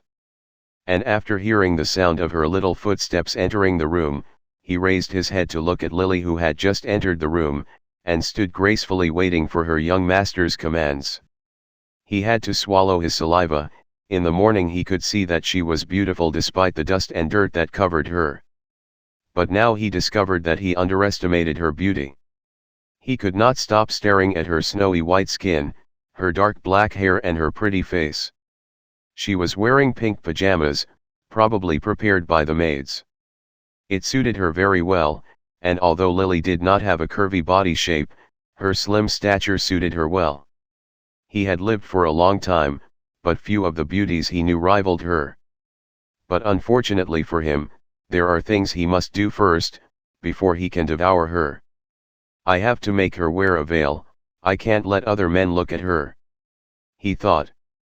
Victor, after being astonished by Lily's beauty for a brief moment, he quickly reminded himself to keep cool and be a good young master, so he coughed twice, covering his nose, as he felt the blood leaking. "You look pretty, now go, close the door." Lily blushed because of his words, and while keeping her head down in shame she turned around and closed the door. Her actions made her fail to see the bewildered look on Victor's face right now, whose nose started to bleed. And how he quickly took out a handkerchief from his pocket and stealthily wiped away the blood from his nose. Then coughed a few more times, hiding his embarrassment. Lily, hearing his cough, looked at him with concern and asked, "Young master, are you okay?" I am fine. Now come here and sit down, we need to talk, then he pointed to the opposite sofa. Lily looked a little nervous but she went and sat there. Don't be nervous, I know what you are thinking about, but I will not sleep with you right now, Victor said, and that surprised her as she has already prepared herself. Young master, are you in any way dissatisfied with me? She asked while feeling a little aggrieved. Don't ask stupid questions, or I will punish you. Victor replied with a smile, it is just not the time yet, as both of us need to fully awaken our bloodlines first. Any nightly activities before that will have a detrimental effect on us, he explained while watching the anxious Lily becoming relieved. He wanted to awaken his bloodline during the ceremony by choosing a blood master or a dragon disciple class, as they had skills that can help him ignite or awaken his blood, but he ended up preferring to choose a different class. Now he has a grand plan for his and Lily's bloodline awakening, and she must be a virgin for it to succeed, and the same goes for him. Then, may I ask the young master, why did you request for me to accompany you in your chamber at this late hour? She asked in a cold voice. It seems she was really looking forward to sleeping with her young master. It's not me who wants something, he said while holding his laugh. He seemed to have understood what she was thinking, and that made Lily blush even more. Didn't you want to ask me something? He asked. Ah, yes, she seemed to have finally remembered what she wanted to ask him about. It's about Guy's death, as he did not allow her to ask in the hall earlier. Young master, about Guy, she began to question him in a low voice, but Victor interrupted her and asked. Why did you want to kill him? Did you think I would believe your pathetic excuse at the hall? You were there to find a suitable chance to disturb his ritual and kill him, right? That made Lily stand up and bow her head in shame. Then no, young master, I am very sorry I lied to you and the elders, she said with a serious tone. Guy was a monster, and there is a reason I wanted to kill him. It was because he killed my best friend for fun during one training session a year ago. He tortured her there and let us watch. Then he promised us that he will do the same to me and my sisters after the ceremony, she said with her tears dropping on the floors from the top of her flushed cheeks. I had to avenge my sister and protect the others. Then she bowed deeply. I am really sorry. Victor looked at her and then rebuked her. When did I allow you to stand up? Sit down. She quickly sat down timidly. So Victor continued. You don't need to be sorry for killing a monster like him, but needs to be very sorry for lying to me, he said. I will forgive you this once, but don't ever do it again, he said with a cold tone. If Lily looked him in the eyes at this very moment, she would be shocked by how chilled they were. Then his tone became cheerful again. Now, wipe off your tears. He didn't like the sight of her sad tears. Do you want to know how Guy died? He asked with a smile. Lily quickly used the cuffs of her pajamas to wipe her tears, then looked up at him with her red eyes and said in a firm tone, May the young master enlighten me. Victor looked her deep in the eyes and said, What I will tell you now, will not leave this room, understood? Lily quickly nodded her head in acknowledgement. The pill Guy took should be the Misty Blood pill. Do you know anything about it? He asked, but Lily shook her head. She has never heard of such a pill. Victor continued with a solemn look, It is a very evil pill. To create it, you are required to refine 10 pure blood babies while they are alive. That made Lily feel a chill in her back and gasp for air. They are monsters, from where would they get the bee? She wanted to ask, but Victor beat her to the answer. Guy's father should be Dick, the master of the Assassin's Hall, so it should be doable for him. You have not completed your assassin training yet, right? He asked Lily. She shook her head. No, not yet, only the final test remains, but the hall master listened to Guy's request and delayed it till after ceremony. Oh, so that's what happened. Well, that means you don't know. It's just that the family sends its assassins on all kinds of missions.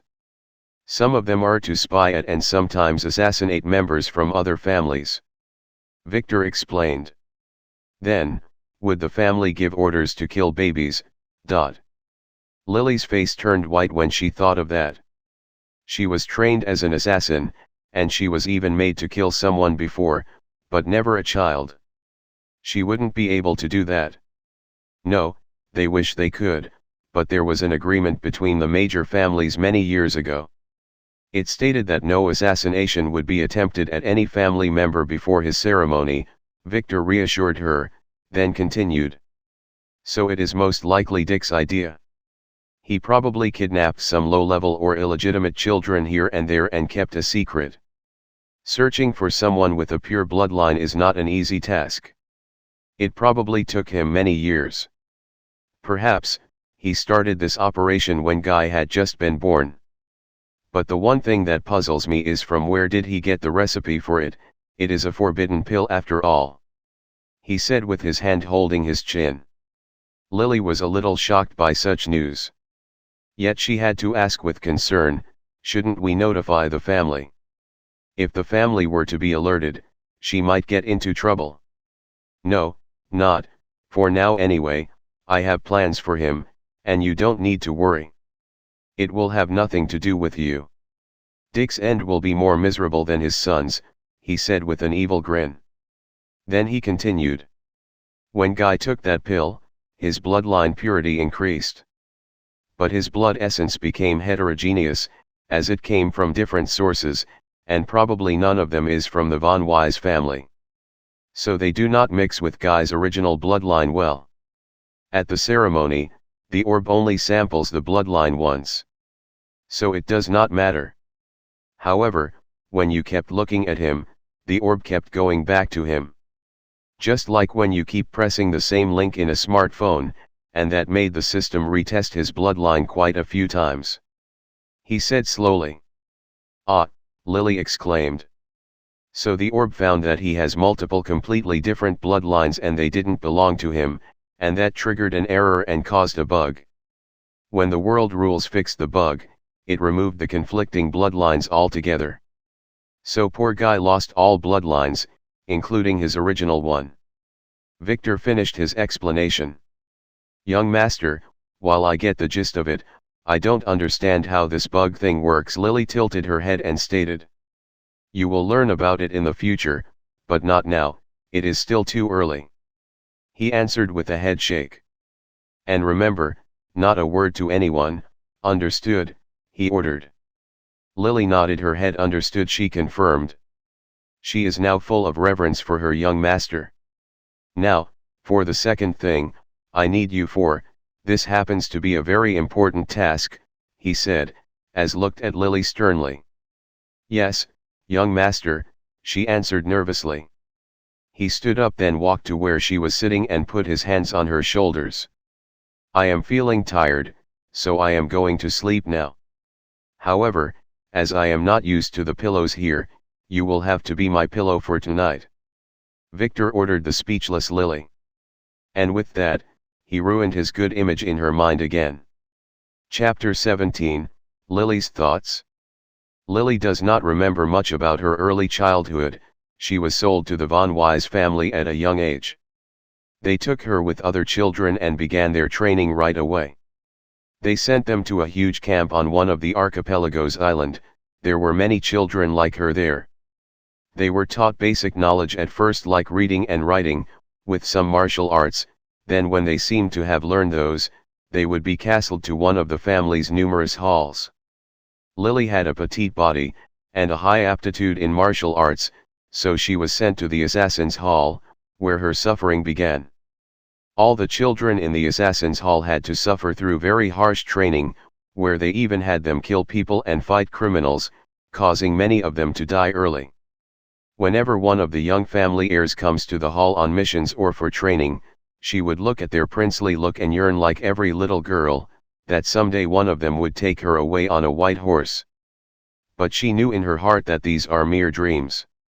She still persisted, hoping that one day she would finish this training and be able to roam the world. The worst day in her life came when the hall master's son Guy decided to create a special assassination unit under his command, so she and a few of her sisters were chosen because of their nice looks. Especially her. She could see the perverted look in Guy's eyes, so she made sure after that to always smear some dirt on her face so that she would not attract his attention. Guy was a monster. He enjoyed torturing them in various methods. Under the excuse of training them, they still persisted, hoping that one day this will be over. Until that day when Guy made Lily and her sisters watch as he brutally tortured one of them to death, saying that he is training their mentality. That girl was her best friend. He seems to have regretted killing that girl, but for the wrong reason, as he wished to sleep with her first. So he asked for permission from his father to sleep with the girls before their final test, as they will become agents of the family when they pass. The family will not blame him if a few trainees died. On the other hand, killing an agent of the family is not a small offense. But his father refused, telling him that he can do what he wants after the ceremony. As for the girls, he will delay their test. Hearing Guy brag in front of them about how he will fix every one of them, she made a decision. She is going to sacrifice herself for her sisters, as she was the best assassin amongst them. She is going to enter the ceremony and take Guy's life there where she might get a chance. So she volunteered to be one of the servants in the ceremony, but Dick refused, as he knew his son had his eyes on this girl. Left with no other choice, she took advantage of the situation on ceremony day and secretly boarded the ferry headed to the central island. She was prepared to die, and she will take Guy's life with hers. But she underestimated the family's preparation, as after reaching the ceremony hall she was caught by the guards and she had to fight with them, and although she was able to defeat many of them, more kept coming, but she was finally subdued by a strike from an elder who showed up out of nowhere. She knew she was going to die. But she did not want to, not before killing that monster, and just when she was planning to make her last struggle, someone grabbed and pulled her head, and then she heard his arrogant voice. "I like this girl," he said. Looking at the boy's charming face and grayish-purple hair, she felt her heart beating faster. "Is this my Prince Charming?" she thought, but then she shook her head. She should not hold much hope, she told herself. But to her surprise, this young master, who she did not know, was able to get her out of trouble with ease. And he even called her his own. After entering the hall, the young master made her sit on his lap. This made her feel very ashamed, but she had to persist. It will all end when she kills Guy. He asked her about her reasons. She felt ashamed as she had to tell him a lie, but she couldn't tell anyone about her objective. But somehow she was able to divert his attention to Guy, who was there staring at her with murderous eyes. Maybe he can help her, she thought. She has become his anyway. But the young master's reaction exceeded her wildest expectations. He did not get angry at her but gave her a weird method to kill Guy. That can't be true, can it? She thought. After starting the ceremony, he helped her sit in a place where she would be able to target Guy, so she decided to follow his crazy plan. If it failed, she will try after the chaos starts. She has heard that many people will die, so she can use the chaos to act at that time, but still, she held some hope in the corner of her heart. Maybe her young master's plan would work. The ceremony started and it was like something of a fantasy tale. She kept her eyes open despite the pain and stared at the Guy for 1 minute just as he told her to, and she could feel a wave of light going between her and Guy. Then after 1 minute, the pain was so unbearable that she was forced to close her eyes, and her ritual began. She succeeded, but that did not matter at that time. Only one thought was kept in her mind: to kill Guy. When she opened her eyes, she quickly started looking for Guy, who was there, dead on the floor, with blood rushing out of his 7 orifices. It worked. Her young master told her the truth. He did really help her. She looked at him and he looked at her and smiled. She fell in love at that moment and she knew it. After that, he stood against his family's interests and helped her again and again. It was all like a dream for her. She was ready to repay him with her body tonight. When he saw her, he was so astonished by her true beauty that his nose bled. She saw it, but she acted as if she did not see a thing. And then he forgave her for lying to him, and in the end, did not agree to sleep with her so that she can become stronger later. She does not know if he loves her, but she knows that he cares about her. Looking at the morning sun out of the window while feeling her young master's faint breath on her lap. She looked down at him who was drooling while using her thighs as a pillow, and smiled. She had decided, from this moment onward, she is his property, and no matter how he feels about her, she would spend every moment in her life in his service. Chapter 18, Punishment. Victor woke up early in the morning at the sound of his phone ringing. He could feel Lily's thighs under his head and her hands caressing his hair. But he had no energy to open his eyes, so he could only utter a couple of words to Lily, "You answer it." He was too sleepy to answer it himself, and there should be no one important on the other side. "Good morning, madam." "Yes, this is his phone, I am Lily, his personal maid." "No, he is sleeping soundly in my lap right now." Victor briskly opened his eyes when he heard Lily. "Shit, I made a mistake, I shouldn't have let her answer," he thought. He quickly sat down and took the phone from Lily's hand, then shot her a threatening look while he greeted his mother. Yes, it was his mother, Elena, on the phone. He should have called her the previous day to report his results, but totally forgot. "Ah, hello dear mother," he said with a shallow smile. "Now, you remember your mother, I guess you were too busy playing with that new maid of yours," his mother's angry voice sounded from the other side of the phone. "It's not that, I just thought that father should have already told you my results," he explained. "And, what about your father telling me? Does it have anything to do with you? Put that maid back on the phone, what was her name?" "Lily, right, I will talk to her, I don't want to hear my ungrateful son's voice," she said. Victor knew that his mother is a little upset with him, and no matter what he told her, he would not be able to please her. The only solution for such situations is the same they use on nuclear reactors, to let her cool down on her own. So he gave the phone to the surprised Lily and signaled her to talk to his mother. Lily quickly adjusted her mentality and answered Elena's rapid barrage of questions, most of them on how was Victor's health and if he was injured during the ceremony. Elena knew well that she does not have the right to know about the ceremony, but she had to make sure that her little boy was fine. And at last, after 15 minutes, Lily said goodbye respectfully and ended the call. "Young master, your esteemed mother has ordered me to tell you that no matter what happens you should take good care of your health and that you should call her often, not like your brother and sister," Lily reported. "Is that all?" he asked. Lily's face blushed as she said with her face down, "She ordered me to take care of all your needs, no matter what is your request." "Good," said Victor with a smile. "Then we shall start with your punishment," he said, to the shocked Lily. "Young master, why?" Lily asked with aggrieved eyes. "First, you broke the family rules, escaped from the assassin's hall, and tried to sneak into the ancestral hall, so as your new master I have the responsibility to punish you," he said. "Second, you lied to me, and third you told my mother that I was sleeping in your lap, and destroyed my good boy image in her mind. Without discipline, you will grow up to be a bad girl. Now, stand up, face the wall, and bend down," he ordered Lily, whose face turned white with fear but had to do what her young master ordered. And then he spanked her butt hard, but he didn't using his full strength. It was 10:00 when Victor got himself dressed, then went downstairs to order a late breakfast.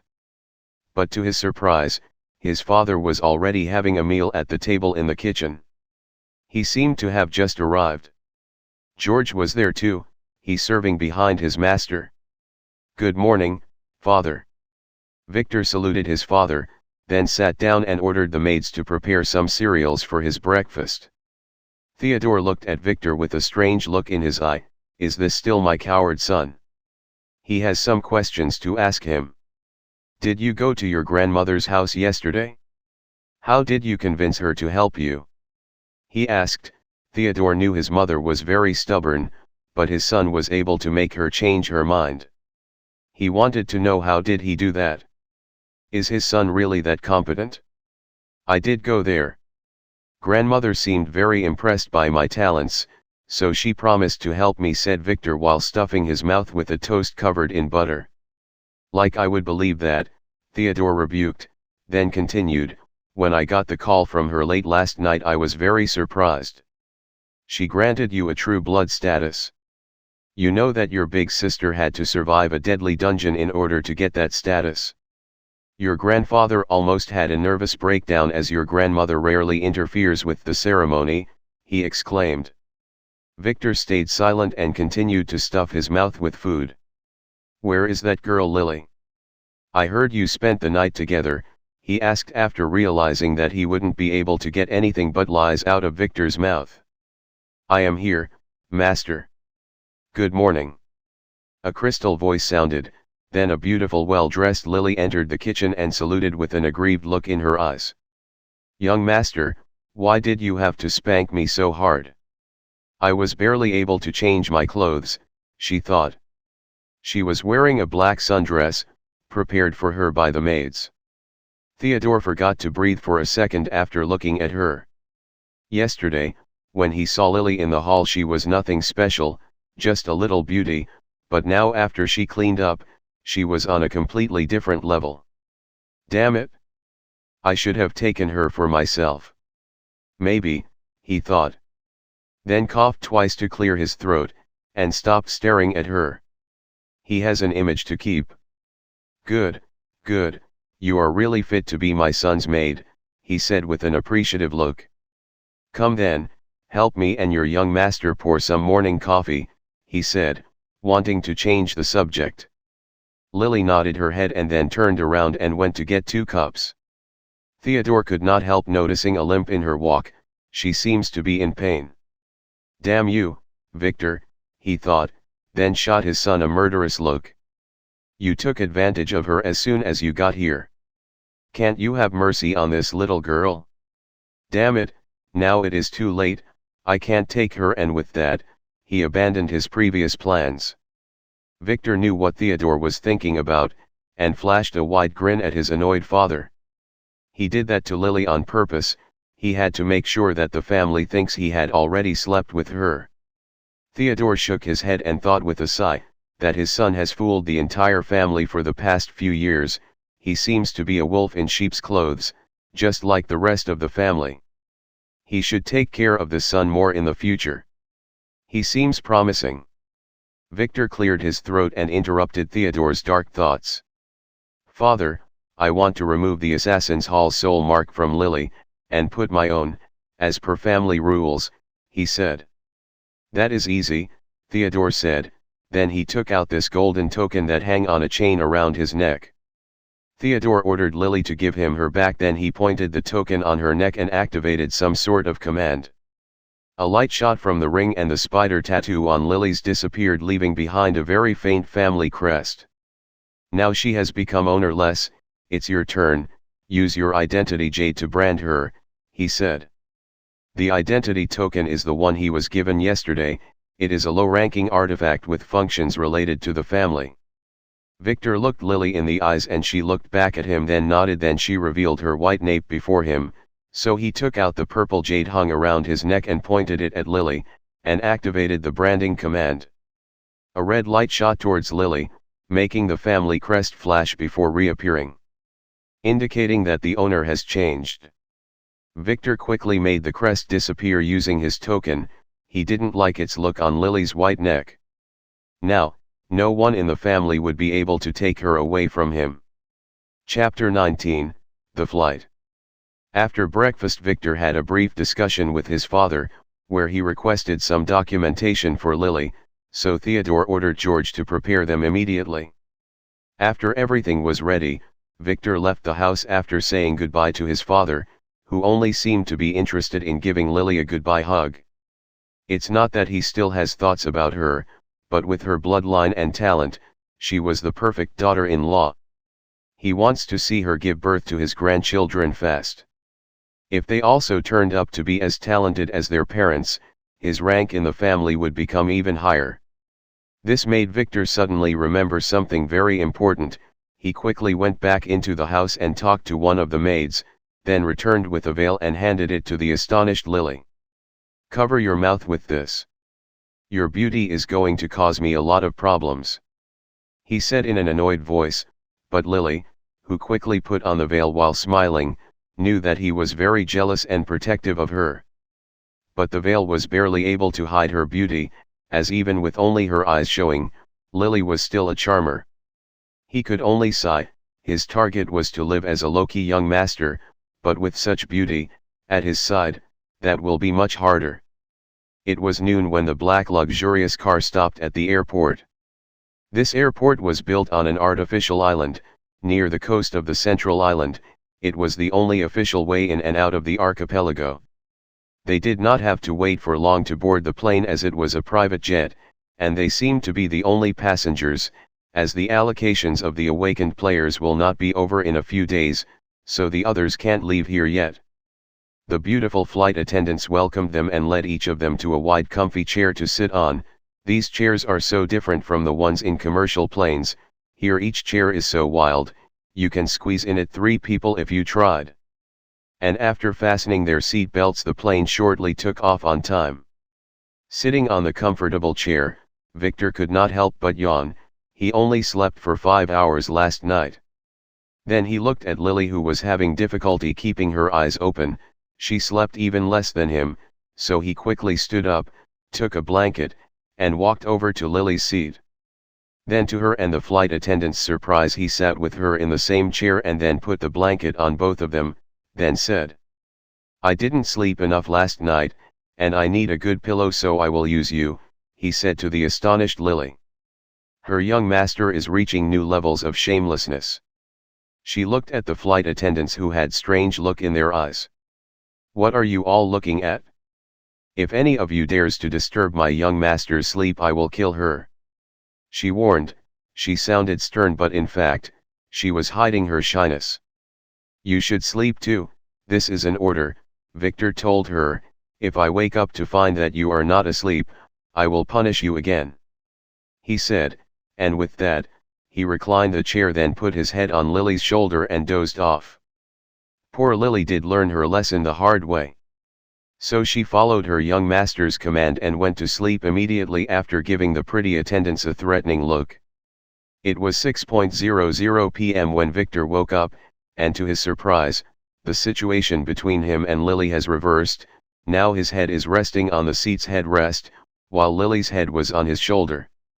Feeling Lily's relaxed breath, it seems she was really tired, he thought, so he did not disturb her and looked around the cabin for some flight attendant to molest, but to his disappointment, he found none and the cabin was empty. Apparently Lily scared them away. Too bad, he thought, he wanted to flirt with some of them. Well, Lily will have to be punished again, it seems. He waited in silence for half an hour, using it to think about his next move. Vane City, a place full of memories. Back then, he had to take this plane with 10 others. And it was not a happy trip. The others kept taunting him, they were probably following someone's order. He will get his revenge, but it is not the right time yet, he was still too weak. His enemy was still not that strong at this time, but the forces behind him are. So he will have to blind them and act in the shadows. His first step would be to take care of their agent in Vane City, his enemy, his cousin. But that will have to wait until school starts, as there would be a chance for a hidden attack then. But he will need some preparations. He did hear of a dungeon that was discovered shortly after he arrived there. Maybe he can use it to level up a little and find some treasures that can help at the same time. Suddenly the lights in the cabin turned on automatically. It seems we are going to land soon, so he closed his eyes pretending to be asleep. As in this moment, Lily opened her beautiful eyes and discovered, to her dismay, that her head was on her young master's shoulder. First, she blushed, but then she panicked. What if the young master got angry? So she slowly raised her head and looked around, making sure there was no one in the cabin, then slowly adjusted herself so that Victor's head naturally fell onto her. Victor played along and his head fell again onto Lily's shoulder. So she breathed a sigh of relief, but this relief did not last, as in the next moment she heard her young master mocking voice. "Did you really think you can trick me?" Victor asked while keeping his head on her shoulder. "Sorry young master, I did not intend to disturb you," Lily said in shame. "I am not disturbed. We will probably be landing soon." Victor raised his head then looked Lily in the eyes. She seems to have rested well, he thought, as her eyes are no longer bloodshot. So he stood up and started to stretch his limbs while watching Lily tidy up the blanket with a smile on her face. She thought she got away with it, he thought with an evil smile. Before Victor could implement his evil thoughts, the captain's voice came through the internal speakers, requesting the passengers to return to their seats and fasten their seat belts, as the plane was about to land. Through the window, the sparkling lights of Vane City could be seen. Chapter 20, Arrival. Getting off the plane, Victor hugged Lily from the back like a perverted young master and whispered in her ear. "From now on I will start to act like an arrogant young master who fears the strong and abuses the weak, so play along with me," he ordered her. Lily was surprised, but she understood him and nodded her head. "Young master, you genuinely like to abuse the weak," she whispered in a faint voice. But Victor acted as if he heard nothing. They walked straight from the runway to the street outside of the airport, as this airport was operated by the family and he came in a private family jet. He didn't have to wait for his bags as he didn't have any, all of his luggage was sent to the mansion. As for Lily, she had none and she needs to go shopping ASAP. At the door, there was a luxurious car waiting for them. It held the logo of Horizons Media, so Victor recognized it at once. It was sent by his new company, so he walked towards it with Lily. Standing next to the car was a young driver with oily combed hair. When Victor approached him, he quickly looked at a photo in his hand and then walked forward and saluted Victor. "Mr. Victor White, I presume?"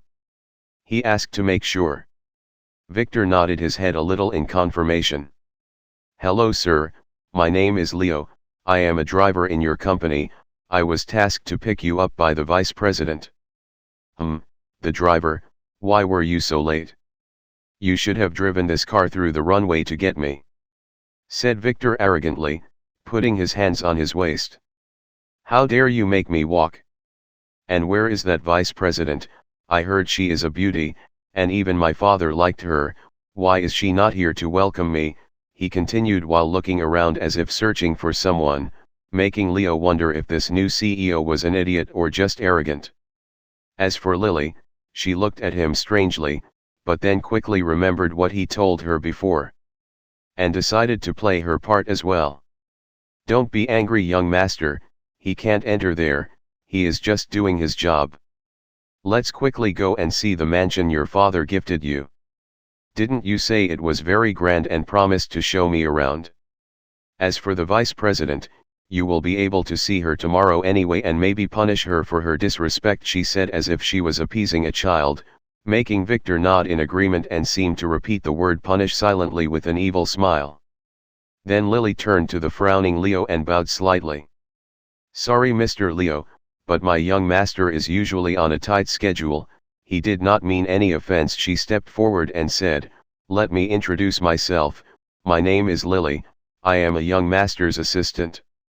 Looking at Lily, Leo was startled. He didn't pay attention to this veiled girl earlier. But now after he looked at her he could tell that she must be a super beauty. Too bad he couldn't have a clear look at her face, as the thin veil only revealed her beautiful eyes. He was able to pull himself back together and stretched his hand, offering Lily a handshake with a bright smile flashed on his face. "Hello, Miss Lily." But he could never touch her, as Victor interrupted him rudely while shooting him an angry look. "What are you waiting for? Do you want this young master to beg so you can open the door for him? Do you want to be fired so bad? Why are there no work ethics no more?" he mumbled. Leo was a little annoyed. This morning the vice president told him personally that the new CEO of the company would arrive this afternoon. She gave him the task of being the CEO's driver for the time being. When he got Victor's information he was flabbergasted. The new CEO turned out to be a teenager, so he inquired about him from the VP, but she did not tell him much, so he did his usual information gathering the old way, and after collecting gossips from here and there, he got a general idea. It seems this Victor is the son of the owner of their parent company, and he was here to attend high school, so his father gave him a company to train his hands. When he woke up this morning, Leo thought that this was his chance. If he can please this guy and gain his trust, he is set for life. Now, it seems like this young master has something wrong in his head, and this girl is taking advantage of that. No, I have to find a chance to get in his shoes too, Leo thought while opening the back door of the car and waiting for the passengers to get in. Victor looked at Leo's frowning face with some amusement. This guy is as opportunistic as ever, he thought. He met Leo in his past life too, and he knew that Leo was not the simple guy he seems to be. But Victor is not going to throw him away, on the contrary, he is going to put him to good use. He is not a bad guy anyway. Lily entered the car first and dusted the seat for Victor, who entered the car arrogantly, but due to his weird posture, he hit the car's roof with his head, so he screamed and shot Leo a murderous look. But Lily quickly appeased to sit down. Leo acted as if he saw nothing and professionally closed the door, went to his seat, and started the engine, then inquired about their destination, so Lily quickly gave him the address of Victor's new mansion. After the car drove for about 5 minutes, Leo started to adjust the mirror casually, wanting to use it to sneak a peek at Lily, but what he saw made him almost hit the car in front of him, but as an old driver, he was able to get hold the car pretty quickly. It was Victor who ordered Lily to massage his injured head, then he gave her the signal to kiss his injury so it can heal. So the blushing Lily removed the veil and quickly pecked her young master on the forehead, before putting the veil back on, hiding her blushing face. This was seen by Leo, who after stabilizing the almost wrecked car, did not dare look anymore. Damn, this chick is so pretty, he thought, why does she have to be with this idiot? It's like putting a fresh flower in cow dung. Very rich cow dung. He really began to hate this new CEO. But he quickly reminded himself to be patient. He has to get close to this young master, so maybe someday. A perverted smile slowly appeared on Leo's face. They reached the mansion pretty quickly. While it is called a mansion, in fact, it was a complex of 4 huge buildings built on top of a hill. It contains everything a young master might need, from a pool to a gym and a separate building for the servants. It was also surrounded by lush evergreen forest. Leo could not help but swallow his saliva. Damn, if this is just his son's mansion, how rich the father. As for Victor, he looked at this complex strangely. When he arrived at the city back then, this entire hill was burnt to the ground. He wondered what happened, so he decided to task Lily with surveying the property. Just to be sure. After the car stopped next to a closed gate down the hill, a guard went out of his booth to check the visitors. He spoke with Leo, then looked at the back seat where Victor and Lily were sitting and nodded in respect before quickly retreating to call his boss. After a few minutes, a middle-aged woman came out of the gate. She seems to be the manager here. She was dressed in a dark blue long dress and her brown hair was arranged in a bun. On her face, Victor could see the signs that she was a beauty when she was younger. And he could immediately tell that she must be a player. She just came from the top of the hill and didn't seem to be out of breath at all. So he activated his appraisal skill. Asterisk asterisk asterisk.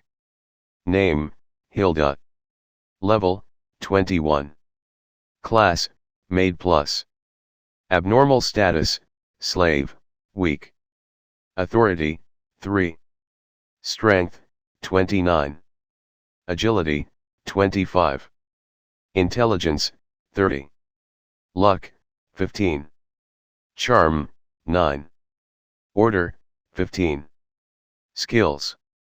I for talents, S, passive. Spotless cleaning, A. Dagger arts, B. Asterisk asterisk asterisk. She must be one of my father's servants, but I have never seen her before. Her status is average, but she has some interesting skills. thought Victor before leaning out of the window to address her. Are you the manager here? Why are we not inside yet? This young master is hungry and wants to have a good meal, Victor said with a loud voice. Hilda frowned a little, but after a minute she recognized him as the new master of this mansion, according to the information sent by the family, so she quickly reacted and greeted him respectfully. I just wanted to make sure it was you, young master.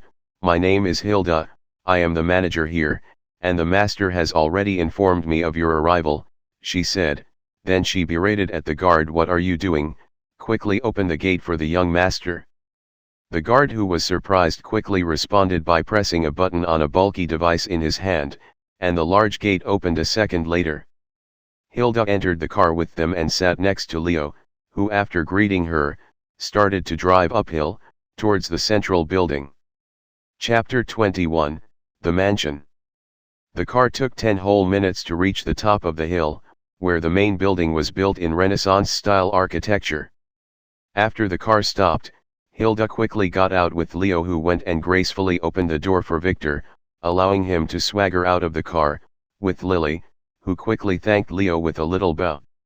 Leo seemed interested in coming along for a tour of this fancy mansion, but Victor quickly sent him away. You return to the company for today, and make sure to be here at 8 a.m. tomorrow to pick me up, Victor said to the dejected Leo, who could only drive the car back to the company.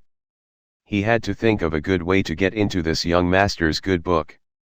After watching the car leave the gate down the hill, Hilda looked at Victor and introduced herself again with a deep bow. Hilda greets the young master. I have been instructed by the master to take care of all your needs, now let's head inside, Hilda said as she started to walk towards the door. I have no interest in old women, replied Victor arrogantly while following with Lily, who could barely contain her laugh. Hilda stumbled a little, but quickly adjusted her steps and acted as if she did not hear anything. What's wrong with this guy, and am I really that old? She asked herself. She has heard rumors about him being a pervert, but no one said anything about him having something wrong with his head. There seems to be a red bump on his head though, she thought. Entering the villa, they were greeted by a big entry hall floored in black and white marble tiles, and 2 symmetric flights of stairs heading towards the upper floors. Hilda quickly began to introduce the villa to this young master. She started to walk through the rooms one by one. The more rooms he walked through, the more satisfied Victor became. This mansion was built sparing no luxury. It had 3 stories, containing 5 bedrooms with their baths, and a special grand bathroom located in the first basement. In addition to that, there is a grand hall for parties and many unused rooms. The interior was decorated heavily with expensive antiques, like ancient vases, wool carpets, and Baroque paintings, giving it an aura culture and deep heritage. It was built about 25 years ago by his father, who did not live in it in the end, due to him having been gifted a better place by the family for one of his accomplishments. When they reached the garage, Victor was surprised to find it empty. Where are all the cars? I didn't see any outside. What way of transportation do you use here? He asked, as he didn't want to use the company's car all the time. There are no cars here, young master, there was no need to until now. The bus stop is right down the hill, she answered. Victor nodded his head and decided to go buy a few cars later, but he might need a trusty driver, as he didn't have his driving license yet and driving was not good for the image he wants to build. Do you know how to drive? He asked Lily. Yes, young master. But I don't have a license, she answered truthfully. She has been trained to use many kinds of combat vehicles, including helicopters. Hilda, contact the administrative officer in the city and ask him for driving licenses for us. Understood, he ordered Hilda, who quickly nodded her head, then took a small notebook and recorded his instructions so she does not forget. After that she took him to tour the 2 adjacent buildings. They were relatively new, they seemed to have been built about 4 or 5 years ago in a full expansion project. According to Hilda, the separate servants' resident building contains a dormitory and a dining room for the maids and some empty apartments for the employees. As for the gym and the indoor swimming pool, they were in a separate domed building. There was another unused 4-story building a little further from the other three. But Victor was not interested in touring it, as according to Hilda it was completely empty. Hilda also informed him that each building has an additional 3 floors underground as per family regulations. The bottom basement was designed as a nuclear shelter. There is also an outdoor pool and a prepared martial arts training ground. As for the lush forests surrounding the villa, they are also a part of the mansion. In fact, this entire hill is one complete property. Victor was quite satisfied with this. It was perfectly suited for his plans, as he intends to build his future base here. He looked at Hilda, who seemed to have ended their tour. "Who do you report to?" he asked her. "I report to young Master Nick usually," she answered. Nick was his illegitimate half-brother. Although he had no pure blood, he was quite talented and brave, choosing to attend the ceremony despite its dangers. There he was able to awaken as a semi-player, so his father let him take care of the business here in Vane City. He should have been the caretaker of this mansion before it was granted to Victor. The new buildings are probably his idea. Maybe he thought that one day he would inherit it. In his past life, he did not meet this half-brother, as he died a few days before Victor got here. Victor didn't care back then, but later when he read the records he discovered that this guy was not a good thing. It was all thanks to his mysterious death when this mansion was burned that all the dirt on him was discovered. The family didn't know who killed him, but they had a few suspects, and he knew one of them very well. "I have to be careful," he warned himself. "You will be reporting to me from now on." "Where is that bastard Nick? Why don't I see him? Doesn't he want to come and welcome this young master?" he asked arrogantly. "He is out of contact since last week. Every month, young Master Nick has such times where we can't reach him," she answered. "I see," he said, trying to remember what he read about Nick back then. "Don't worry, young master, as soon as I can contact him I will inform him of your arrival," Hilda said. "That's fine. Are you the only servant here?" he asked her. "No, not anymore. I used to be alone here, but now there are 2 others," but she hesitated a little, then continued. "About 2 years ago 2 intruders broke into the mansion, but when I caught them, they turned out to be 2 twin sisters. Apparently, their parents were killed by some loan shark, and the said man wanted to take them and sell them to some brothel, so they escaped here. After I interrogated them, they told me their story, and the loan shark seemed to have followed them here, so I took the liberty to have him in too, for a round of interrogation. And their statements matched." She paused a little. "I am sorry, young master, when I found out that these 2 were very talented, I could not bring myself to kill them according to the protocol, so after I did a background check on them using the family's network, I offered them a choice, either death or becoming slaves to the owner of the mansion and serving as maids here. They argued and tried to escape first, but after some convincing they agreed, as they had no money and no place to stay, but with one condition, that we allow them to finish school, so I took the liberty to accept their condition. I am very sorry." She bowed down to Victor, who looked at her with a piercing gaze. Bringing outsiders to the family without a family member's approval is not a small offense. "Does my father or Nick know?" he asked. "The master has not called here for the last 5 years, not until yesterday when he informed me of your arrival. As for young Master Nick, I may have forgotten to tell him about them," she said with sweat beads falling through her white hair. "How much do they know about the family?" he asked, as if he didn't care about her misdemeanor. "I didn't tell them any secrets. They only know that this house master belongs to a very rich and powerful family who seems to have some weird hobbies, but don't worry, master, I have been training them well. They should know their place." "How did you put the family's tattoo on them?" he asked. "This tattoo requires special artifacts to be branded." "I took them to a certain establishment in the downtown. It is run by the family. The owner there owes me a favor," she answered. "Oh, interesting. Where are they now?" he asked, as she just got him interested. I ordered them to prepare dinner for you, they should be waiting for us in the dining room by now, she replied. Fine, let's go see them then. What are we waiting for, he said. But Hilda did not move.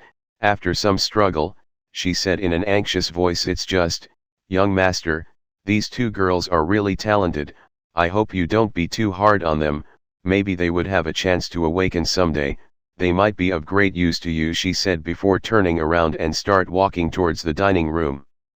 Victor looked at her back, chuckled, then followed. Looks like she treats them like her own daughters, but can they be trusted, he thought. Chapter 22, The Twins. When Victor entered the dining hall, what awaited him is a table full of all kinds of delicacies, but that is not what grabbed his attention, but the two twin girls standing nervously next to the table. The twins were the same age as him, very beautiful with matching red hair and black eyes. They were dressed in black maid dresses.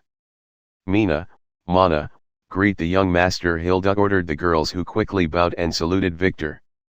Hello, young master. We are pleased to meet you, they said in unison. Victor stood there in shock. It was not because of their beauty, but because he knew those two. Oh, this is trouble, big trouble, he thought. Now he gets it, it has something to do with them, it must be him. Victor quickly reassumed his persona of a perverted young master and began to inspect the girls with perverted eyes. Not bad, he said, a meal with beauties was worth the delay.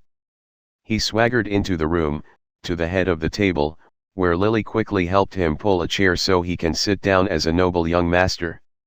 Since this is my first meal in the house, I will allow all of you to sit and eat with me. I have some questions I want to ask, he said, watching Lily, who began to fill his dish. Hilda and the twins looked at each other, then following a nod from Hilda they sat at the table and joined the meal. He tried to use his appraisal on the twins, but there was no response. They are not players yet. It seems he had to use his class's power. Troublesome, he thought, and began to eat. After an awkward 5 minutes of silence, Victor, who had just finished chewing a juicy piece of meat, looked at the twins. You two are very beautiful, do you know that? He asked them, making them lower their heads in shame. He didn't wait for an answer to his rhetoric question, but glanced at Hilda and questioned her. How did you manage to hide their existence from Nick? That guy should come here quite often. He asked as he inspected the twins. As far as he knows, Nick was the perverted type. If he saw the twins, he would not let go of such a prized catch. Hilda got Victor meant. I purposefully hid the girls or sent them out to school when young Master Nick came here to inspect the mansion, she said. She was very protective of them. Stop calling him young master, that bastard does not deserve it. I am the only young master here, understood? He berated. Yes, young master, said Hilda, while thinking about a way to appease him. Victor nodded his head. Then looked at the twins. Hilda just said that the two of you go to school. What school? He asked, although already knowing the answer. Mina looked at her sister, then answered. Young master, we went to a normal middle school, but this year we enrolled at the special high school. Oh, I will also attend that school in 2 months, we will be classmates, he said with an evil smile, then glanced at Hilda. Getting 2 commoner servant girls into the special high school was not an easy task. There are quite a few commoners and non-player students in the school, but most of them either came from some official background or had very high talents. As for who she asked for the seats, he had no idea. Did you ask someone in the family for help to enroll them? He looked at Hilda and asked. Hilda shook her head. No, young master, I didn't need to, it was by their own efforts. They have attempted the school's exam by themselves and achieved full score, she answered proudly. Not bad, he thought as he nodded his head in approval. Suddenly, out of nowhere, a sound of a phone rang on the table. Mina quickly fumbled around her pockets and took her phone out, but before she could press reject, Victor's sound came and surprised her. Answer it, with the loudspeaker on, he ordered. Mina shook a little, but Hilda's angry voice woke her up quickly. What are you doing? Quickly do as young master ordered, she told her. Mina hastily set the phone on the table and activated the loudspeaker. Hello, Mina, it's me, Tom, the youthful voice came from the phone's speaker. Ah, hi Tom, I am a little busy, is there something, she asked with a hidden smile on her face. Oh, I just wanted to invite you and your sister to my birthday party tomorrow night, many of our class will be coming, are you available? Mina didn't know how to answer, she really wanted to go, but, so she looked at Hilda who looked in turn at Victor.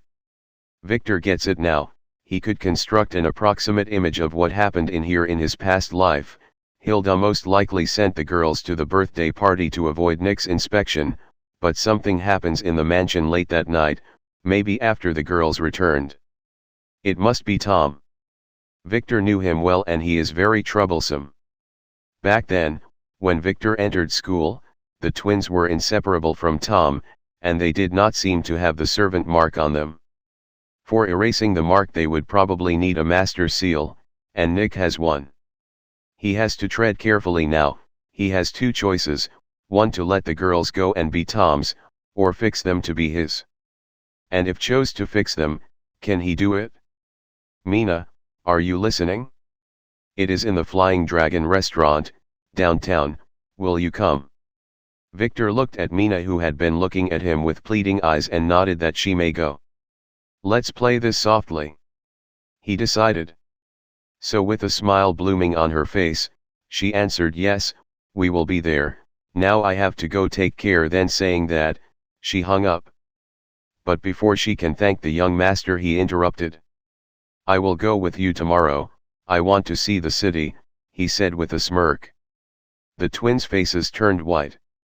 I want to experience the world of commoners for once. So tomorrow we should shop for some gifts, we can't go empty-handed, he said arrogantly. With that, the twins' faces regained some color. At least he is not unreasonable. Victor soon finished his meal and stood up. Now I am going to sleep, and you girls will accompany me tonight. Guide me to my room, he said. The girls were frightened, they have already seen this coming, but still, this is going too fast. Even Lily looked at Victor with strange eyes. Hilda sighed secretly, then stepped forward and signaled Victor to follow her. While the twins began to shake with an anxious look on their faces. Chapter 23, Hug Pillows.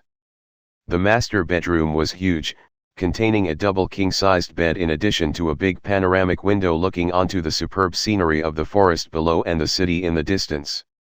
It also had a connected master bathroom. Victor nodded in approval, then ordered the hesitant Hilda to go get the girls ready. When Hilda left the room, he quickly looked at Lily and asked her to check the room for surveillance. So she quickly performed her task and reported that it was all clear.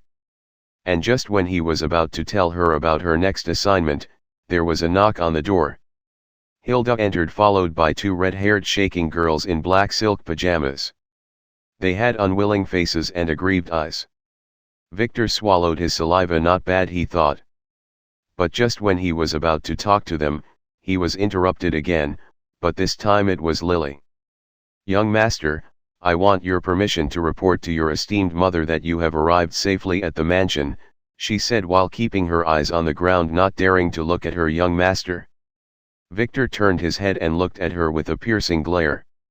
Did my mother order you to spy on me? He asked. No, never, young master, she just asked me to regularly report on your health. She was really worried about you. I know what can and can't be said, Lily quickly tried to explain herself. Victor knew well what Lily and his mother meant, and his heart was full of warmth but his mouth was not. Okay, good then, go report to your heart's content. Then he turned to Hilda and yelled, Hilda, find a nearby room for dear Lily so she can keep reporting all night. And with that, he pushed Lily and Hilda out of the room, locking the door behind them. Lily was shocked, her young master's reaction was not what she expected, but while he was just driving her out he whispered in her little ear. Survey the entire mansion, I have things to do here. It seems this was all part of his plan. So she quickly asked Hilda to guide her to a suitable room and then followed her. She was not really comfortable with the young master being alone with two pretty twins, but she knew that he will not touch them tonight. Probably. Victor looked at the two girls who were still shaking. Maybe he can use them for a massage? He thought with a smile. Turn around and show me the tattoo on your necks, he said softly. The girls looked at each other, then turned around and held their flowing hair revealing the family's crest in faint ink on the back of their necks. Since Hilda did not let them meet Nick, so their tattoos were the family's crest and not others. So any member of the family can claim them. Victor approached them slowly and took out his purple token. Don't resist the feeling you will have, or it would hurt you, he said in a soft voice. The girls shook a little then nodded their heads. They have already been through this once. Victor quickly placed the token on their necks one at a time and marked them as his servants. Now, he got them, but how to keep them? He thought as he looked at the two shaking girls. Turn around, he said softly, I have now marked you as my servants, you will listen to me from now on. No one except for me, not even Hilda or my father can order you without my permission, understood? The girls nodded in response. They knew that they have already entered the tiger's den and there is nothing they can do. Tears began to well in their pretty eyes. Now I need you to act as my pillows, as I am not used to sleeping in a new bed without my hug pillows, he said that. Jan then headed to the grand bed and began to change his clothes. The girls were astonished. Hug pillows. Is this a new play, or is there something wrong in this guy's head? Come help this young master get dressed, how do you button this thing? His voice came to wake them out of their astonishment, so they looked at Victor who already changed his pants but seemed to be having trouble putting on the pajamas shirt, so they quickly went and helped him with a heavy blush on the face. After finishing, Victor climbed onto the bed and ordered the girls to sleep one on each side. So they did that nervously, not knowing where to put their hands. Victor turned off the lights, then hugged the two girls and closed his eyes. And that's it. For the next 10 minutes, the girls were nervous, but after another few minutes, they heard him snore. Really, just sleep, just like that, they thought concurrently. They were surprised and a little relieved looking at each other's eyes. Now they can only go to sleep too, they have already reached this stage, what is the worst that could happen? So they closed their eyes to sleep. Victor secretly operated his token and used the seal's function to force them into a deep sleep. What he has to do next no one should see. Victor snapped his eyes open then sat down looking at the sleeping beauties by his sides. They were very beautiful, especially when they relaxed their anxious faces. Not as beautiful as my Lily though, he thought.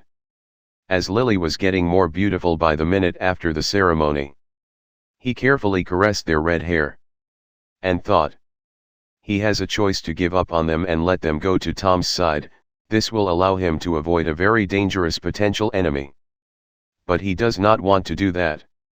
He will never give up what is his, never again. So he will approach them slowly and make them fall in love with him, as he doesn't want to force them, he intends to keep them by his side for a long time, so he had to boil the frog slowly.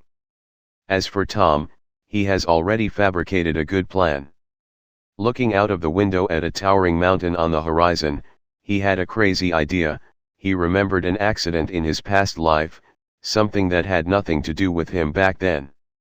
This time he will use it to his advantage. He will dig a deep hole and let Tom fall in it smiling, he would not know what hit him. But those plans will have to wait until tomorrow. Now he will initiate his class for the first time and activate his skill. He did not want to be disturbed, and if the girls were awake it would cost him a lot. His level was too low for such a thing, so he made them sleep. I hope it was worth it, he told himself. He steadied himself, took a deep breath, and initiated his class. Chapter 24, Fate Weaver. Asterisk asterisk asterisk. Welcome Fate Weaver. X rank class. Initiated. Skills edited. Now can acquire fate rank with appraisal. The fate's fabric had already been weaved, but you have been granted the power to untangle its lines and rebuild your own destiny. Analyzing player fate. Fate, rank E++, raising. Skills available. Eyes of Destiny X, activate and glimpse the fabric of reality, its woven lines would be revealed to you. Taxing on the user. Can only see if authority level is higher than target. Tolerance grows with level. Cost, 1 order point per target. Cooldown time, 24 hours. Destiny Shield SSS, bad things happen, sometimes for no reason, sometimes as a punishment. Protects you from destiny backlash. May incurs additional costs or temporarily status. Grows with level. Cooldown time, 30 days. Fate Tracker X, designate a subject to follow its strongest destiny line or an already designated one. Can only see if authority level is higher than target. Cannot use other fate skills while activated. Cost, 1 order point. Cooldown time, 24 hours. Fate Instinct, passive, / random, X, sometimes you might get a glimpse at the things fate has hidden. Chance depends on luck. Chance grows with level. Asterisk. Victor looked at the screen and smiled. Between all the classes that were available to him he chose this. He wanted to choose a class to awaken his bloodline. But when he saw it, he chose it immediately. As it was the only X-ranked class revealed to him. And because he knew some things that others didn't. In this world there exist very few X classes, and to get them one needs not just sufficient authority, but also luck and destiny. It is a ranking given to classes that have a direct impact on the world itself. Most of them are the last upgrade of a lower-leveled class. But not all. As far as he knows only 5 were disclosed to the public, but in the Royal Library there were 10 recorded X-class players. He is sure he got this class because he changed his fate when he returned to the past. Just like how a soldier would usually get the choice for a warrior class. Fate and destiny are mysterious things. Victor only learned about it when he was trying to get the Black Book of Time. He had to work for a decade where the book was kept, at the Royal Library.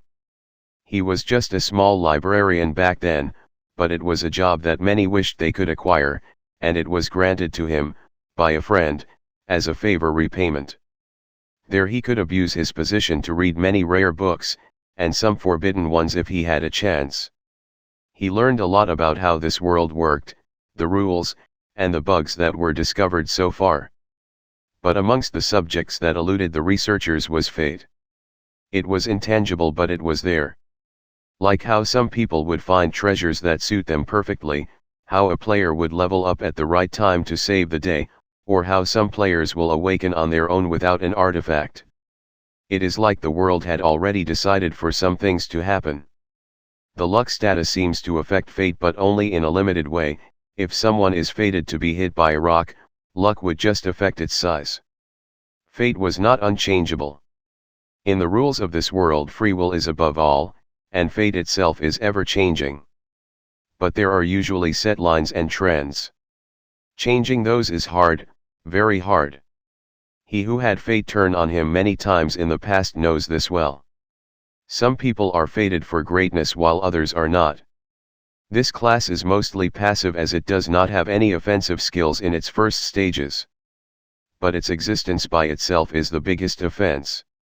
He was not bound by fate anymore, and he would be able to manipulate things to his advantage. He took a deep breath, then looking at the twins he activated his skill. Eyes of Destiny. Asterisk. Targets. Human female, +1. Human female, +1. Cost, 2 order point consumed. Revealing. Asterisk. Victor's eyes turned white then black, as a yin-yang symbol slowly formed in them. Blood began to flow out of eyes and nose. But a confident smile slowly appeared on his face. He didn't care, because he saw it. The world became clear, like how when you look at a painting up close and be able to make out every brush stroke the painter did, every fiber in canvas was there in front of him. He looked at himself, but he was like a grey fog, many lines coming in and out of his body, but it felt intangible. This was the cost of having this class. He escaped the grasp of fate and his destiny became undefined, so he can't see himself. He knew he didn't have much time, this was just a glimpse and his body was too weak to handle it, so he quickly looked at his prime target, the twins. Their bodies shone with golden light and then he saw a small window above each of them. Asterisk asterisk asterisk. Fate, a rank. Talent, a rank. Asterisk asterisk asterisk. Now, he is sure, he must get them. A rank is the topmost rank any normal human can get.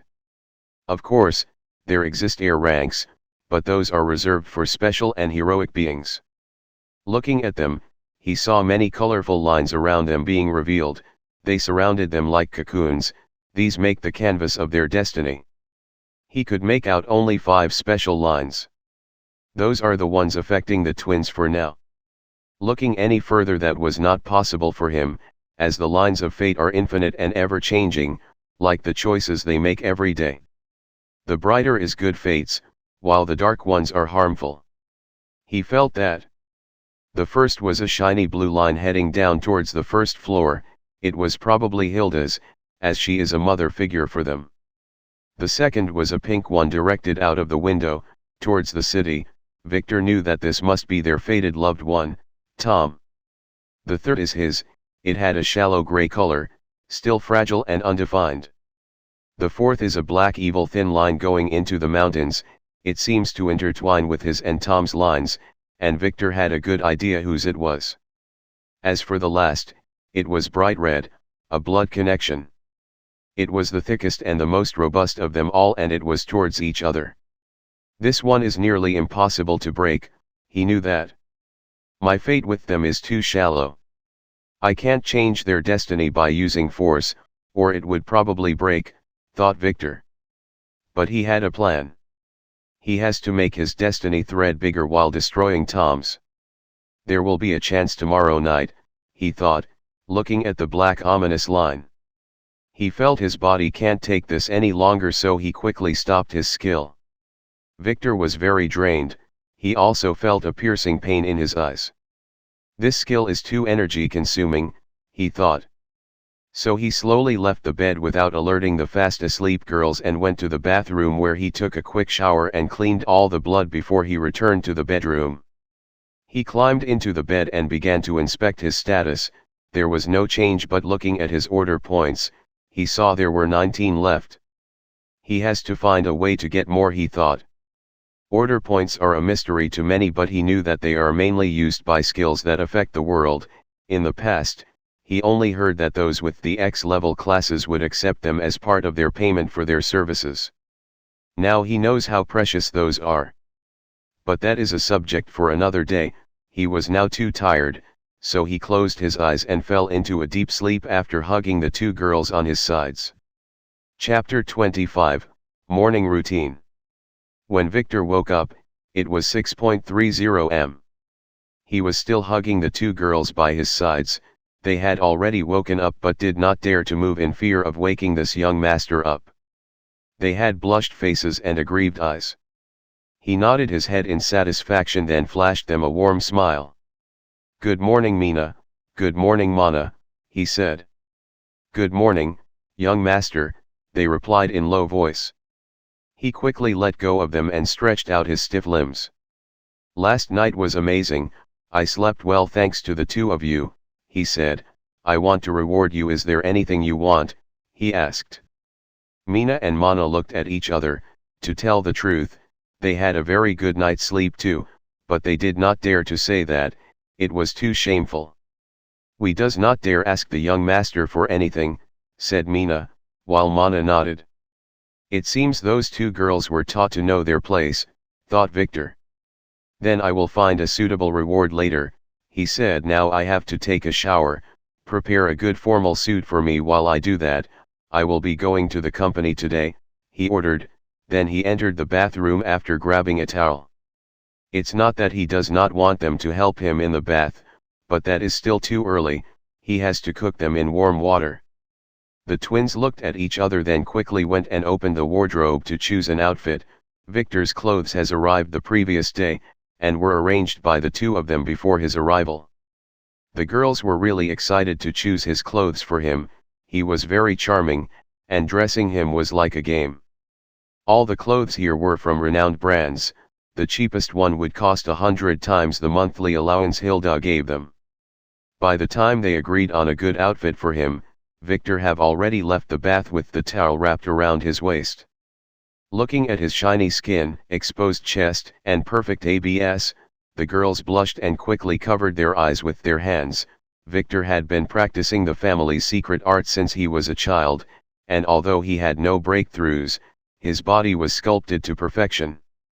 In addition to that, his strength and charm attributes were double that of a normal teenager his age. So it has to show on his body. "What are you two doing? Quickly help me get dressed," he said, and quickly took off the towel. The girls did not dare look or move, and he could see that the blush had reached their ears. So he did not force them. He took the underwear they prepared and put it on, then he put on his pants. "What are you doing? Help me put on some shirts," he scolded them. The girls looked through their fingers, and when they saw that he already had his pants on, they gathered enough courage to help him put on the rest of the suit. While helping him, they couldn't help but touch his bare skin and tight muscles, which caused them to be very embarrassed and very curious. How can his muscles be so firm yet so delicate, they wondered. Is he a model?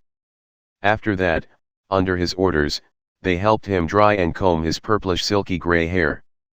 When they finished, Victor looked at himself in the mirror and nodded. These girls have good tastes, he thought. The girls stood there in their silk pajamas admiring their work of art, looking at their perfect young master. Can a man be this perfect, they thought. Not bad, I am quite satisfied, said Victor. Now go get yourself ready and prepare me some breakfast, he said. The girls nodded with faint smiles on their faces. They were quite proud of the job they have done. Failing to notice that they are no longer as anxious near Victor. Then before leaving, they clumsily remembered to salute Victor, opened the door, and escaped from the room. When the door was just opened, Victor saw that there was an aggrieved girl in a veil standing there near the door, so after the girls left he called her in. "Come on in, Lily," he said. "Good morning, young master," she said, entering the room and saluting. Victor had a strange feeling when he looked at Lily just now. It is the same as last night when he spied at the twins' destiny. He couldn't see anything, but it was as if he could feel Lily's destiny connected to him. It was like flowing river. It seems his affinity with fate has increased, so he began to feel it naturally. Looks like he has to use it more in the future. As for why he could feel Lily, it is probably because he has a very strong destiny with her. When he saved her life, he changed her destiny and severed her death thread, which may have caused her new destiny to be intertwined with his. Then he helped her sever another thread when he killed Guy. And that strengthened their destiny. Looking at Lily, who stood there waiting for his commands, he noticed that her eyes were bloodshot. He could only sigh. This girl can be very stupid sometimes, he thought. "Did you survey the mansion last night? Were there any abnormalities?" he asked. "None, young master, the buildings are clean, but," she said. "What?" he asked. "Something was missing. This entire mansion has no cameras or surveillance devices," she said. "Oh, I understand, we will add a few later." Victor nodded his head and said. It was probably Nick's idea. He might have wanted to use this place for some unclean business. "Why did you not sleep last night?" he suddenly questioned her. Lily's body shook and she lowered her head. Young master, I was worried about you being angry with me. I was afraid that you don't want me anymore, and you chose to sleep with the twins," she said with a few teardrops falling to the ground. Suddenly she felt Victor's arms surround her. He hugged her, bringing her close to his chest. "Foolish girl," he said in a warm voice. I already told you, you are mine, and I will never give up on you, never. Lily hugged him harder and began to sob. Victor knew that Lily, despite her training and strong outer appearance, is very soft on the inside. She needs support, and he was her only one. When he kicked her out yesterday, it may have made her very worried. He might have to be more careful with her in the future. He hugged her and caressed her hair slowly. Then he asked out of nowhere, "Did you report to my mother?" The sobbing stopped and Lily shook a little in fear. The answer came after 1 whole minute of silence. "I did," she said, but he already guessed that since he allowed it last night. "Young master, you gave me permission," she said with an aggrieved voice. "I know. But what did you tell her?" "Just that master arrived safely and..." "And what?" Victor had a bad feeling. Lily hesitated, then answered, "That master spent the night with 2 beautiful twins." Victor sighed. He knew why Lily told his mother about the twins. He knew that she would never reveal his secrets. The news of his last night's deeds has probably already reached his father's ear through Hilda, so this was not a secret. It was trivial for Victor to figure out the reason. Simply, Lily was jealous of them and wanted to vent her grievances. And the only one she could talk to is her future mother-in-law. Victor let go of Lily, went to the door, and closed it. "Lily, although you did not do anything wrong, I have the feeling that your butt has been very itchy lately. Go put your hands on the bed and turn your back to me," he said to Lily, who just realized that she seems to have made her young master a little too much displeased. Victor has decided that Lily needs some education.